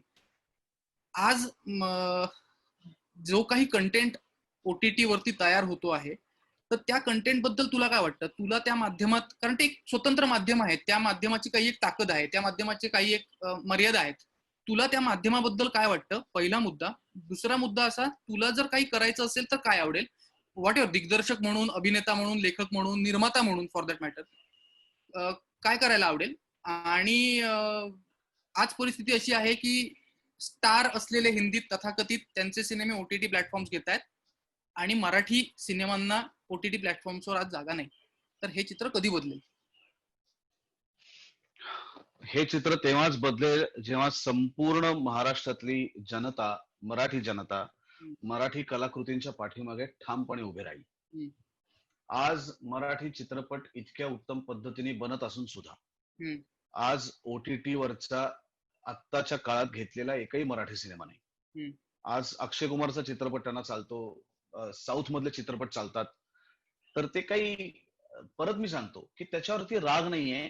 मला काय वाटतं ओटीटीच्या बाबतीत, तर मला असं वाटतं की ओटीटीच्या निमित्ताने जे बऱ्याच वेळा अभिनेत्यांसाठी किंवा दिग्दर्शकांसाठी एक खरोखर सुवर्ण संधी अशासाठी आहे की ज्या लोकांना खऱ्या अर्थाने म्हणजे अनेक छोटे छोटे ऍक्टर्स आहेत बघ, गावागावातनं आलेले, भारतातल्या कानाकोपऱ्यातनं आलेले, जे उत्तम ऍक्टर आहेत पण त्यांना मेन स्ट्रीम हिंदी सिनेमात स्थान नाही मिळणार कधी, ते आज ओटीटी मुळे लोकांच्या घराघरात पोहोचले. आज ओटीटी वरचे कितीतरी चांगले चांगले शो मध्ये हे सगळे उत्तम उत्तम अभिनेते त्याच्यात काम करतात, उत्तम लेखक ते लिहितात, उत्तम दिग्दर्शक ते दिग्दर्शन करतात. तर ही जी मेनस्ट्रीम मध्ये काम न मिळता सुद्धा अतिशय कर्तृत्ववान असलेली जी अनेक मंडळी भारतभर पसरलेली आहेत, त्या सगळ्यांसाठी ओटीटी हे अतिशय हक्काचं आणि अतिशय अप्रतिम माध्यम आहे. आता गरज म्हणून जरी ते असलं तरी सुद्धा पुढच्या काही काळात ते फक्त गरज म्हणून राहणार नाही, तो एक प्रमुख भाग होणार आहे आपल्या जगण्याचा. कारण अतिशय पटकन आणि हातातल्या फोन मध्ये बघता येण्यासारखं दुसरं आता माध्यमच नाही कुठलंही, त्यामुळे ते एक असणारच आहे. आणि मला कुठलंही त्याच्यावरती, म्हणजे परत माझं तोच म्हणणं आहे की आता चालू असलेल्या ज्या सगळ्या ओटीटी वरच्या मालिका आहेत त्याच्यामध्ये भारताच्या मायथॉलॉजीशी संबंधित काही नाहीये. रामायण महाभारत सोडून आपल्याकडे कितीतरी उत्तम उत्तम पौराणिक कथा आहेत की आज तुम्ही इंग्रजीमध्ये बघितलं तर त्यांच्याकडे त्यांच्या पौराणिक कथा अतिशय उत्तम पद्धतीने सादर होतात. मग भारतातच का नाही होऊ शकत? हम्म. तर रामायण महाभारताच्या पलीकडे सुद्धा कितीतरी उत्तम उत्तम कथा आहेतच की आपल्याकडे. तर तशा प्रकारच्या कथा ज्या ओरिजिनल भारतीय कंटेंट असलेल्या गोष्टी मला करायला आवडतात. तर तू ओरिजिनल मायथॉलॉजिकल असा कंटेंट तुला ओटीटी प्लॅटफॉर्म्स वरती घ्यायला आवडेल असं तुझं अशी तुझी इच्छा आहे जेव्हा काही करायचं तेव्हा.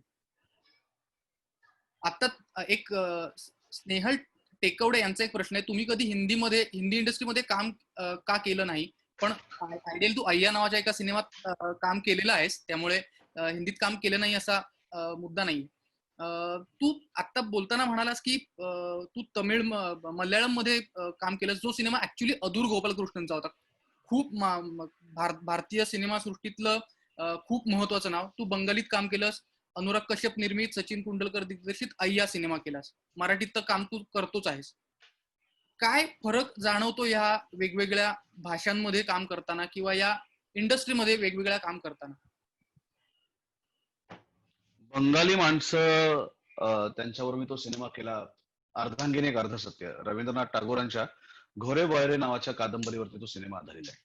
आणि तो करताना त्यातल्या अनेक बंगाली कलाकारांबरोबर मी काम केलं आणि अतिशय पटकन आमची मैत्री जमली, जी आजपर्यंत टिकून आहे. त्या गोष्टीला आता 10 वर्ष झाली तो सिनेमा होऊन.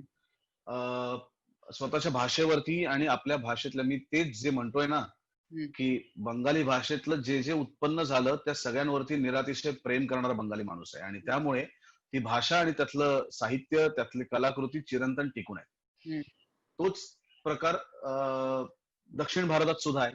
मग ते अगदी केरळ असेल किंवा कन्नड असेल किंवा तमिळनाड असेल, हैदराबाद असेल, या सगळ्या ठिकाणी त्यांच्या भाषेतल्या गोष्टींबद्दलचा त्यांचा अभिमान विलक्षण आहे. आणि त्यामुळे त्या सगळ्या, म्हणजे म्हणून तेलुगूमध्ये बाहुबली सारखा चित्रपट बनू शकतो, पण आमच्याकडे छत्रपती शिवाजी महाराजांवरचा इतका भव्य दिव्य चित्रपट अजून बनू शकत नाही. कारण आमचे छत्रपती शिवाजी महाराज लढायला निघतात तेव्हा मराठी चित्रपटवाल्यांना त्यांच्या पाठीमागे 8च घोडे दाखवणं परवडतं, 9वा घोडा परवडत नाही.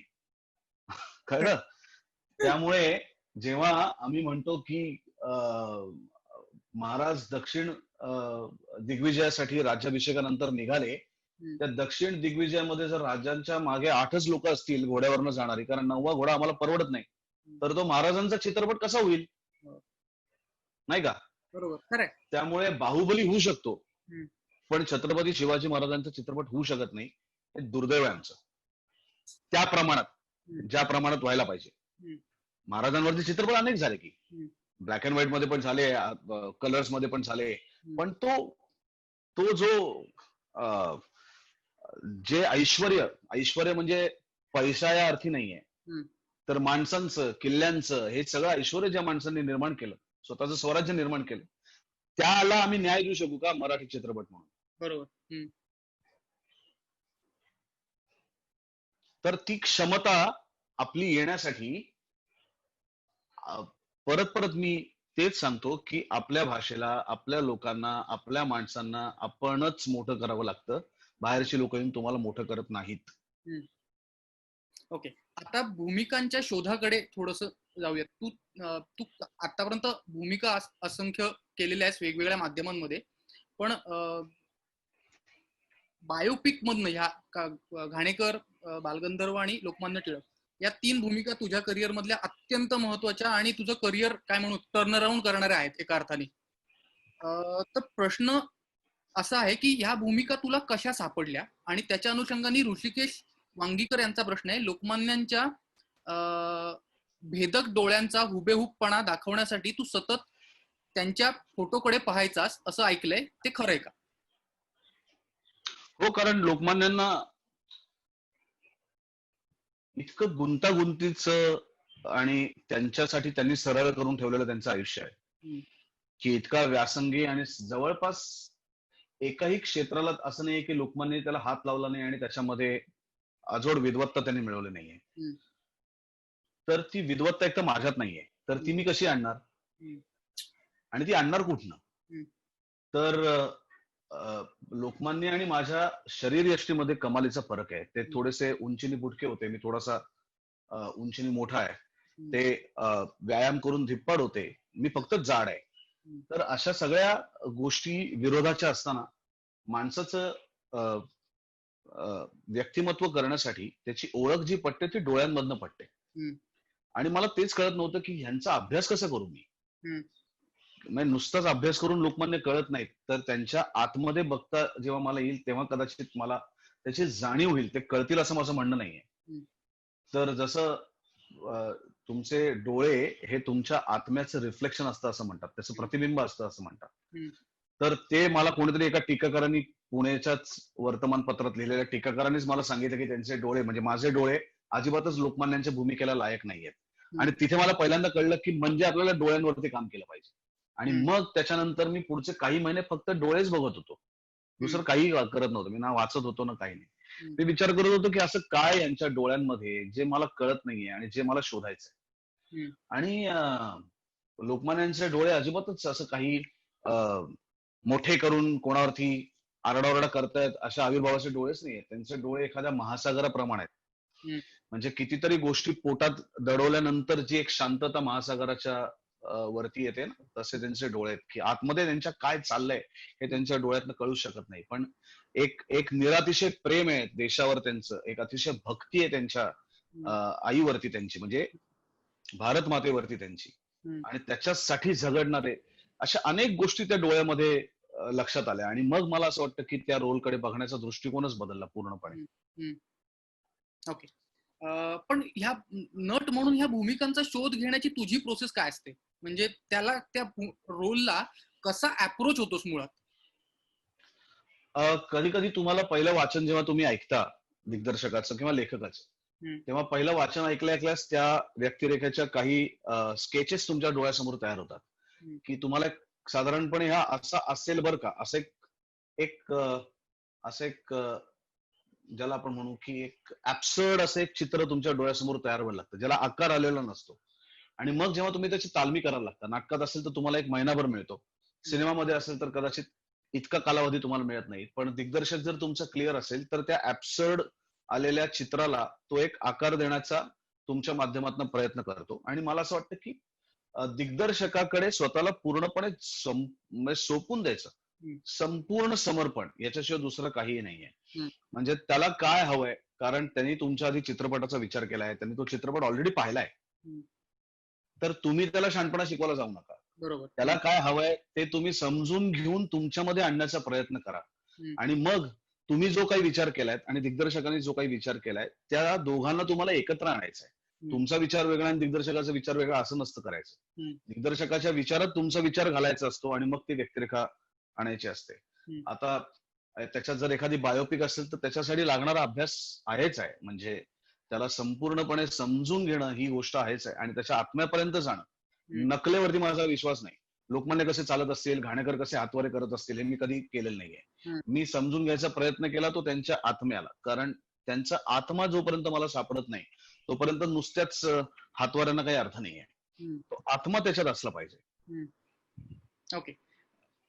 आता तुझा ह्या गप्पा खर तर खूप इंटरेस्टिंग काय म्हणून टप्प्यावर आलेल्या आहेत. खूप वेगवेगळ्या वेगवेगळ्या विषयांवरती आणि खूप मोकळेपणाने बोलतोयस. आपण कार्यक्रमाच्या थोड्या शेवटाकडे जातोय आता. तर तू आत्ता जे करतोयस त्याच्याबद्दल मला थोडंसं बोलायचं. तू आता लहान मुलांसाठी गोष्टींचा एक छान उपक्रम करतोयस, तर त्याच्याबद्दल तुला त्या उपक्रमाबद्दल थोडं सांग. आणि बालरंगभूमी ही खूप महत्वाचा घटक आहे खरं तर, ज्यातनं कलाकार तर घडतातच पण प्रेक्षकही खरं तर घडत असतो. तर ह्या गोष्टीच्या उपक्रमात तू जे करतोयस त्याबद्दल सांग आणि पुढे जाऊन बालनाट्या संदर्भात काही करायचा मानस आहे का तुला? गोष्टीचा उपक्रम करण्याची सुरुवातच मुळात मी परत तिथेच येतो, कारण माझ्या लहानपणी माझ्या आजी आजोबांनी माझ्या अनेक रात्री आजोबांच्या मांडीवर किंवा आजीच्या मांडीवर गोष्ट ऐकत ऐकत झोपण्यात गेल्या. त्यामुळे मला झोप म्हणजे गोष्ट ऐकल्याशिवाय मला झोपच लागायची नाही. आणि आता लक्षात आलंय की अनेक घरात दुर्दैवाने आजी आजोबा नाही आहेत किंवा आहेत तर वेगळीकडे आहेत, आई बाबा वेगळीकडे आहेत. आणि आता मुलांना गोष्ट सांगणार कोणी नाही. आता त्यांना टीव्ही लावून दिला की ते संपतं आणि मग ते सगळं दृश्य स्वरूपात बघतात आणि मग त्यांच्या कल्पनाशक्तीला आपणच तोडून टाकतो त्यांना दृश्य स्वरूपात दाखवून. तर मी म्हटलं की मग ती गोष्ट सांगण्याची जबाबदारी मी घेतो. मी त्यांना फक्त गोष्ट सांगत नाही, तर त्या गोष्टीतनं त्यांना चित्र पण काढायला लावतो. त्यांना एका कलेतनं दुसरी कला निर्माण करायला लावणं. कारण मी त्यांना अट घालतो की माझी गोष्ट बघायची नाहीये, माझी गोष्ट ऐकायची आहे. आणि ती ऐकल्यानंतर या प्रत्येक पात्राविषयी किंवा प्रसंगाविषयी तुमच्या मनात जे जे काही येईल ते तुम्ही चित्ररूपाने मला पाठवायचंय. त्यामुळे एकाच गोष्टीची अनेक रूपं मला मुलांच्या माध्यमातून बघायला मिळतात. प्रत्येक गोष्टीतली प्रत्येक पात्र त्यांची वेगळी असतात, त्याचे रंग वेगळे असतात, त्यांचा आकार वेगळा असतो. तर मुलं किती विचार करतात. आणि आता 25वा भाग तर मी लाईव्ह केला जेव्हा माझ्या बरोबर अजून 19 मुलं होती, अगदी वयवर्ष 2.5 ते वयवर्ष 10, की ज्यांनी गोष्टी सांगितल्या आणि आम्ही सगळ्यांनी ऐकल्या. आता त्याच्या पुढचं पाऊल मला टाकायचंय की आता जसं मी गोष्ट सांगून त्यांना चित्र काढायला लावतोय, तसंच आता नुसतंच चित्र मी त्यांना दाखवणार आहे आणि त्यातनं त्यांना गोष्ट निर्माण करायची. सो हा जो एक आदान प्रदान आहे, आता मी लाईव्ह केला तो बाल गोष्टींचा केला. याच्या पुढचा जो लाईव्ह करीन तो बडबड गीतांचा लाईव्ह करीन, की ज्याच्यात फक्त मराठीतली सगळी किंवा भारतातल्या कुठल्याही भाषेतली बडबड गीतं असायची. तर आता असा एखादा लाईव्ह करेन. त्यामुळे मुलांचं काम हे काही गोष्टी सांगितल्या आणि संपलं असं नाहीये. आणि बालनाट्य करायला आवडेल का, तर मी स्वतःच 3 वर्षापूर्वी एका बालनाट्यात काम केलं. आमच्याच पारखी सरांच्या संस्थेकडनं पुन्हा तीच नाटकं केली जी आम्ही लहान असताना करायचो. आणि त्यातनं मी तुला सांगतो की माझ्या कुठल्याही आत्ताच्या रोल मधनं मिळाला नाही एवढा आनंद मला त्या नाटकातनं मिळाला. कारण समोर होती ती अशी ऊर्जा घेऊन बसलेली सगळी छोटी छोटी मुलं. आणि मला तसंच बालनाट्य करायला आवडेल. आणि मला बालनाट्य का महत्वाचे आहेत, कारण आपण बालनाटकात मुलांना काय दाखवतो, तर डोरेमॉनच्या जंगलात अजून काहीतरी फलाना. आता तो डोरेमॉन ऑलरेडी टीव्हीवरती दिसतोय ना, आता त्याच्या जंगलात तुम्ही अजून काय दाखवणार आहात. किंवा छोटा भीम, तर तो छोटा भीम तुमच्या नाटकापेक्षा खूप चांगला अॅनिमेटेड दिसतो ना टीव्हीवरती. तुम्ही नाटकाचं ताकद तर समजून घ्या काय आहे ती. आणि त्या नाटकात जर दाखवायचं तर त्या मुलांना, जसं आता मतकरींची नाटकं चिन्मयनी केली, तर ती ओरिजिनल नाटकं आहेत ना आपली. तर तशी ओरिजिनल गोष्ट आणा ना, जी टेलिव्हिजनच्या कार्टून मध्ये नाहीये ती आणा ना. एखादं संगीत, एखादं म्युझिकल मुलांसाठी, एखादं अशा प्रकारचं कॅरेक्टर जे आपलं आहे, भारतातलं आहे. डोरेमॉन, छोटा भीम वगैरे ती टेलिव्हिजनवरती आहेत, तीच पुन्हा काय नाटकात दाखवताय. तर लहान मुलांसाठी आपल्याकडे अदरवाईजच लहान मुलं आणि म्हातारी माणसं हा दुर्लक्ष करण्याचाच विषय आहे. की लहान मुलं पुढे जाऊन काहीतरी होतील तर तो काही आपला विचारच नाही. कारण आता ज्या शिक्षणाच्या लॉकडाऊन मध्ये जे काही चालू आहे, तर आपल्याकडची बालचित्रवाणी नावाची संस्था बंद झाली. आज जर ती बालचित्रवाणी असती तर आज ग्रामीण भागातल्या ज्यांच्याकडे लॅपटॉप नाहीये, ज्यांच्याकडे टॅब नाहीये, फोन नाहीये, नेटवर्क नाहीये, अशा माझ्या गरीब घरातल्या मुलांना पण, कारण टीव्ही प्रत्येकाकडे आहे, तर त्या बालचित्रवाणीतनं त्यांचे शाळेचे क्लासेस नसते होऊ शकले. बरोबर. पण आमच्याकडे मुलांचा विचारच नाही. आमच्याकडे मुलांसाठी चांगल्या खेळण्याच्या जागा नाहीयेत. आज मुंबईमध्ये जर तू विचार केलास की मुलांना घेऊन कुठेतरी जाऊया, तर तू कुठे जाणार? त्या गलिच्छ असलेल्या चौपाटीवरती जाणार किंवा मॉलमध्ये जाणार. एकही बाग नाही. मुलांच्या खेळायच्या ज्या ज्या काही ग्राउंड्स होती ती सगळी आता खासगी झालेत. आपल्या लहानपणी आपण पुण्यातल्या कितीतरी ग्राउंड्स वरती खेळायचो. आज मुलांसाठी खेळायला ग्राउंडच नाहीये. कुठे घेऊन जाणार तू मुलांना? काय आहे त्यांच्यासाठी? काय निर्माण केलंय आपण? म्हणजे शाळा आणि त्याचे क्लासेसच्या पलीकडे मुलांचं आयुष्य नाही. त्यांना खेळ नाही, त्यांना ग्राउंड्स नाहीत, त्यांना बागा नाहीत चांगल्या. त्यांच्या बुद्धीला, त्यांच्या आकलन शक्तीला जे कळेल, जे उद्युक्त करेल, असं कुठलं आपल्याकडे गार्डन आहे? मग ती मुलं काय करणार? ती फोनमध्ये असतील, त्या फोन मधनं जे अनेक भयंकर गोष्टी घडतायत, तर ते तेच करणार ना. त्यांची एनर्जी कुठे जाणार? आणि मला आनंद वाटतोय की या निमित्ताने त्या सुबोधदादाच्या गोष्टीमधनं का होईना, पण लहान मुलं चित्र काढतायत, एका जागी बसून ती गोष्ट ऐकतायत. आणि फक्त मुलं ऐकत नाहीत. आज कितीतरी ग्रामीण भागातल्या शाळांमधनं ही गोष्ट ऐकवली जाते. शाळेतली सगळी मुलं एकत्र बसतात आणि गोष्टी ऐकतात. आणि ती फक्त ऐकत नाहीत, तर काही काही मुलं गोष्ट स्वतः सांगतात आपल्या मित्रांना, ग्राउंडवरती, शाळेत, घरी.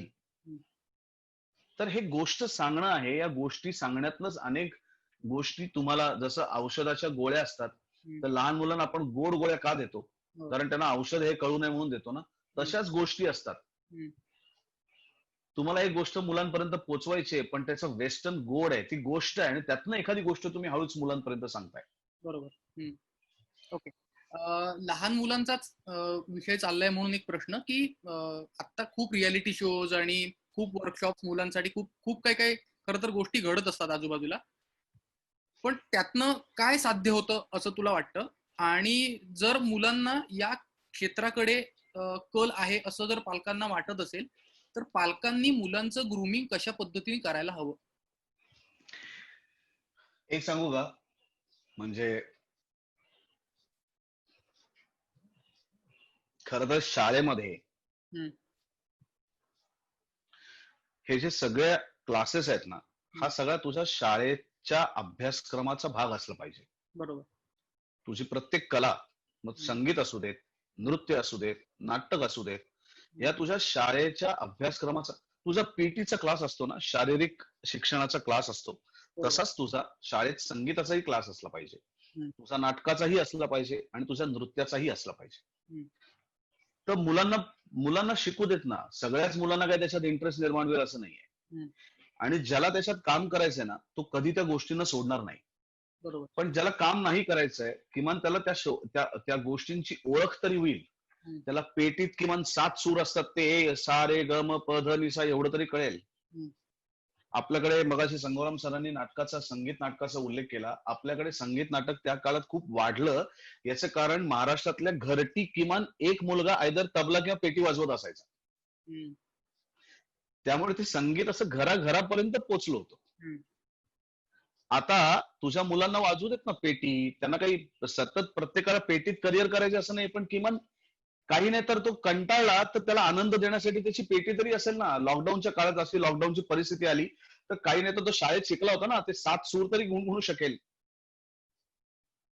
त्यामुळे प्रत्येकानेच त्या कलेमध्ये काहीतरी केलं पाहिजे, हा अट्टहास न करता. ती कला ही आनंद देण्यासाठी आहे.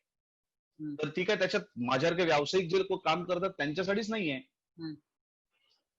तर कलेतनं आनंद प्रत्येकाला मिळतो. हम्म. मग तो मिळू देत ना प्रत्येकाला. आणि मग एका पॉइंट नंतर मुलाला मॅच्युअर तरी होऊ देत, हम्म. त्याला स्वतःचा विचार तरी करू देत. हम्म. आई बाप म्हणतात म्हणून तो कलेच्या क्षेत्रात येणार का? तर हम्म. तिथे आल्यानंतर तिथे काय काय परिस्थिती आहे हे तर त्याला समजू देत. हम्म. इथे आलो आणि एकदम आपण स्टार झालोय, जे सिनेमात दाखवतात तसं नाहीये, सोपं नाहीये ना. हम्म. अखंड मेहनत आहे, 24 तासाची मेहनत आहे, सतत विचार आहे, सतत स्वतःला अपग्रेड करणं आहे, स्वतःवरती काम करणं आहे, त्याला एक शिस्त आहे. हम्म. फक्त पैसे आणि ग्लॅमर ते काही सगळ्यांना, म्हणजे मी तर असे कितीतरी अभिनेते दाखवीन माझ्या बॅचचे की जे अतिशय उत्तम अभिनेते आहेत, पण आज त्यांच्याकडे काम नाहीये. हम्म. आता ते काही काम नाही म्हणजे ते काय नेपोटिझम लगेच इकडे आहे म्हणून काम नाही असं नाहीये. आता ते का काम नाहीये ह्याला काही उत्तर नाहीये. प्रत्येक गोष्टीत काही नेपोटिझम असतं. आणि मराठीमध्ये हम्म. आपल्याकडे जर बघितलंस तर जी हिंदीमध्ये जशी नाववाली घराणी आहेत, तर तशी काही घराणी नाहीयेत. चांगलं. आज लक्ष्मीकांत बेर्डे या सुपरस्टारचा मुलगा अभिनय सुद्धा स्ट्रगल करतोय. हो. त्यामुळे आपल्याकडे काही बापाचं नाव मोठं आहे म्हणून काम मिळेल अशी काही परिस्थिती नाहीये. हम्म.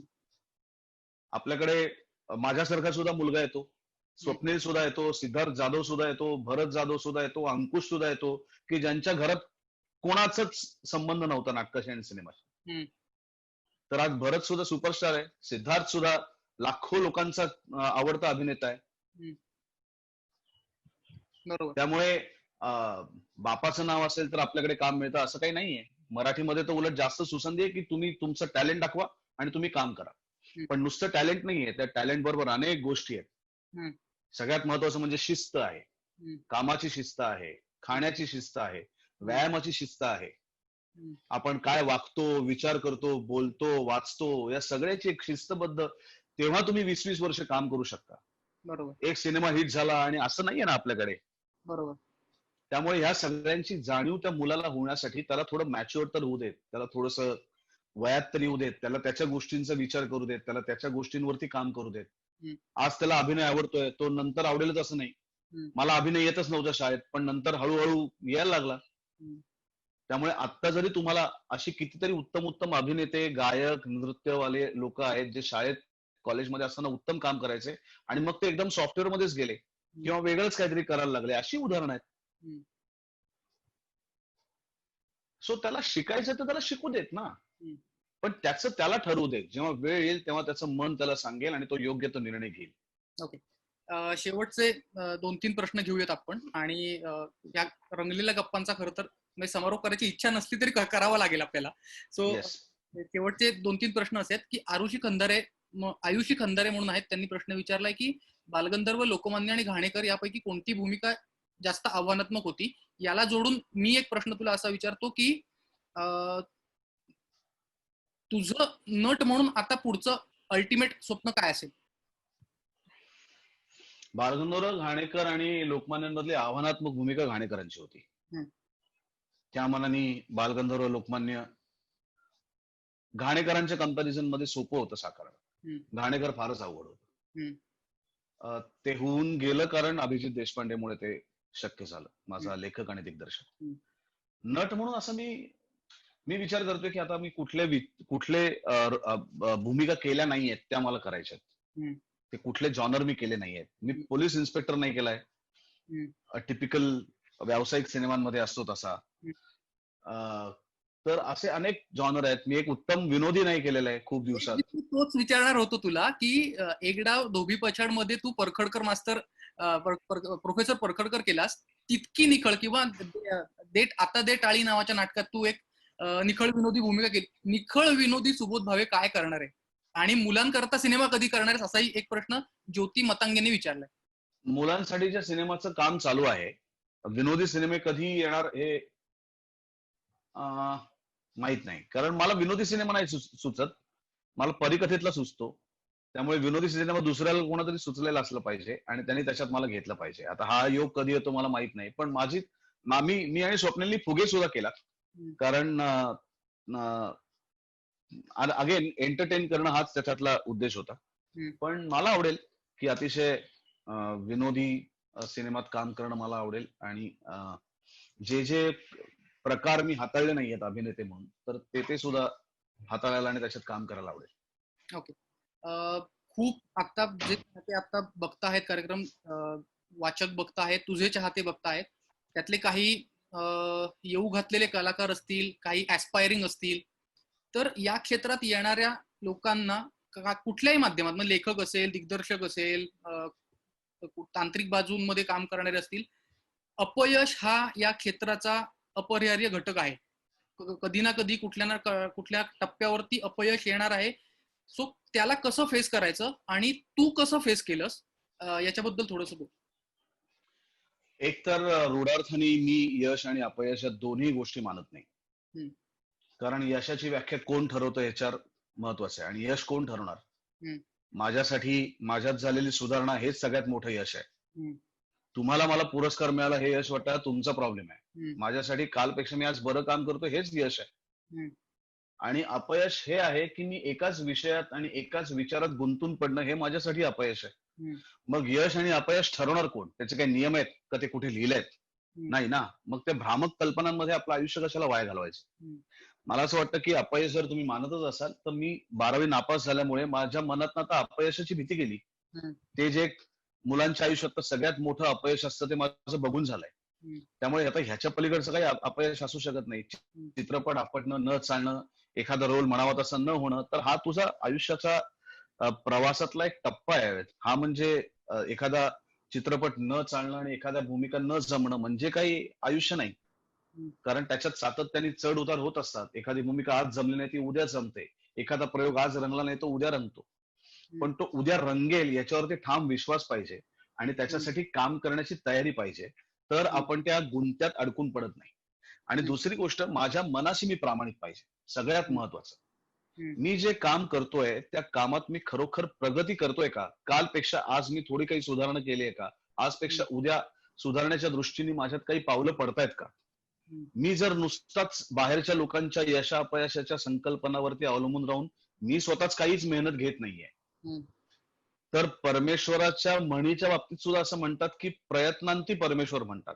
तू प्रयत्न नाहीच केलेस, घरी बसून राहिलास तर तू काही परीक्षेत पास होणार नाहीयेस किंवा मोठा अभिनेता होणार नाहीयेस. तुला कष्ट केले पाहिजे, तुला मेहनत घेतली पाहिजे. त्याचा सगळ्यात शेवट तुला परमेश्वर भेटणार आहे. त्यामुळे कष्टाला पर्याय नाही, मेहनतीला पर्याय नाही. यश अपयश या भ्रामक कल्पना आहेत, त्याच्यात तर अजिबातच गुंतून राहू नये. आणि दुसरी गोष्ट मला असं वाटतं, काय मी मुलांच्या परीक्षांच्या बाबतीत असं काय म्हणतो, कारण मी स्वतः नापास झालोय, मी त्यातनं गेलोय म्हणून मी हे हक्काने म्हणतोय की आज मुलं मार्क नाही मिळाले, कमी गुण मिळाले म्हणून आत्महत्या करतात. बरीचशी लोक काहीतरी इकडे तिकडे झालं म्हणून आत्महत्या करतात. मला असं वाटतं की इतके तुम्ही दुबळे आहात का आत्महत्या करण्यासारखे, का इतका परीक्षा मोठ्या आहेत तुमच्या आयुष्यातल्या? परीक्षेत तुम्हाला 96% गुण मिळाले म्हणून परमेश्वर तुम्हाला 2 वर्षाचं आयुष्य बोनस देत नाही, किंवा तुम्ही नापास झालात म्हणून तुमचं ठरलेलं आयुष्य काढूनही घेत नाही. तो प्रत्येकाला समान संधी देतो. आपण त्यातनं आपलं आयुष्य गमावून नुकसान करून घेतो. त्यांनी असं कधीच सांगितलेलं नसतं की तू नापास झालास तर तू आत्महत्या कर, असं काही परमेश्वर तुम्हाला सांगत नाही. तर तुम्ही स्वतःला सांगता आणि आजूबाजूची परिस्थिती तसं तुम्हाला करायला भाग पाडते. आज कितीतरी मुलं आज इतक्या फ्रस्ट्रेशन मधनं, आत्ताचा काळ खूप अवघड आहे की ज्या काळामध्ये एकीकडे लॉकडाऊन सुरू झालंय, अनेक लोकांची कामं गेली आहेत, अनेक लोकांना कधी काम मिळेल याची माहिती नाहीये. असं वाटतं लोकांना की ऍक्टर म्हणजे फार सुखी आहे. तुम्हाला असं वाटतं की मी आता घरी आहे, मी फार सुखी आहे. तर मी सुखी आहेच आहे, पण माझ्याकडे काही काम नाही आता. मी कुठलंही काम करत नाहीये, पण मी रिकामा नाही बसलोय. कारण माझं काम मला क्रिएट करायचंय आणि ते मी करणार.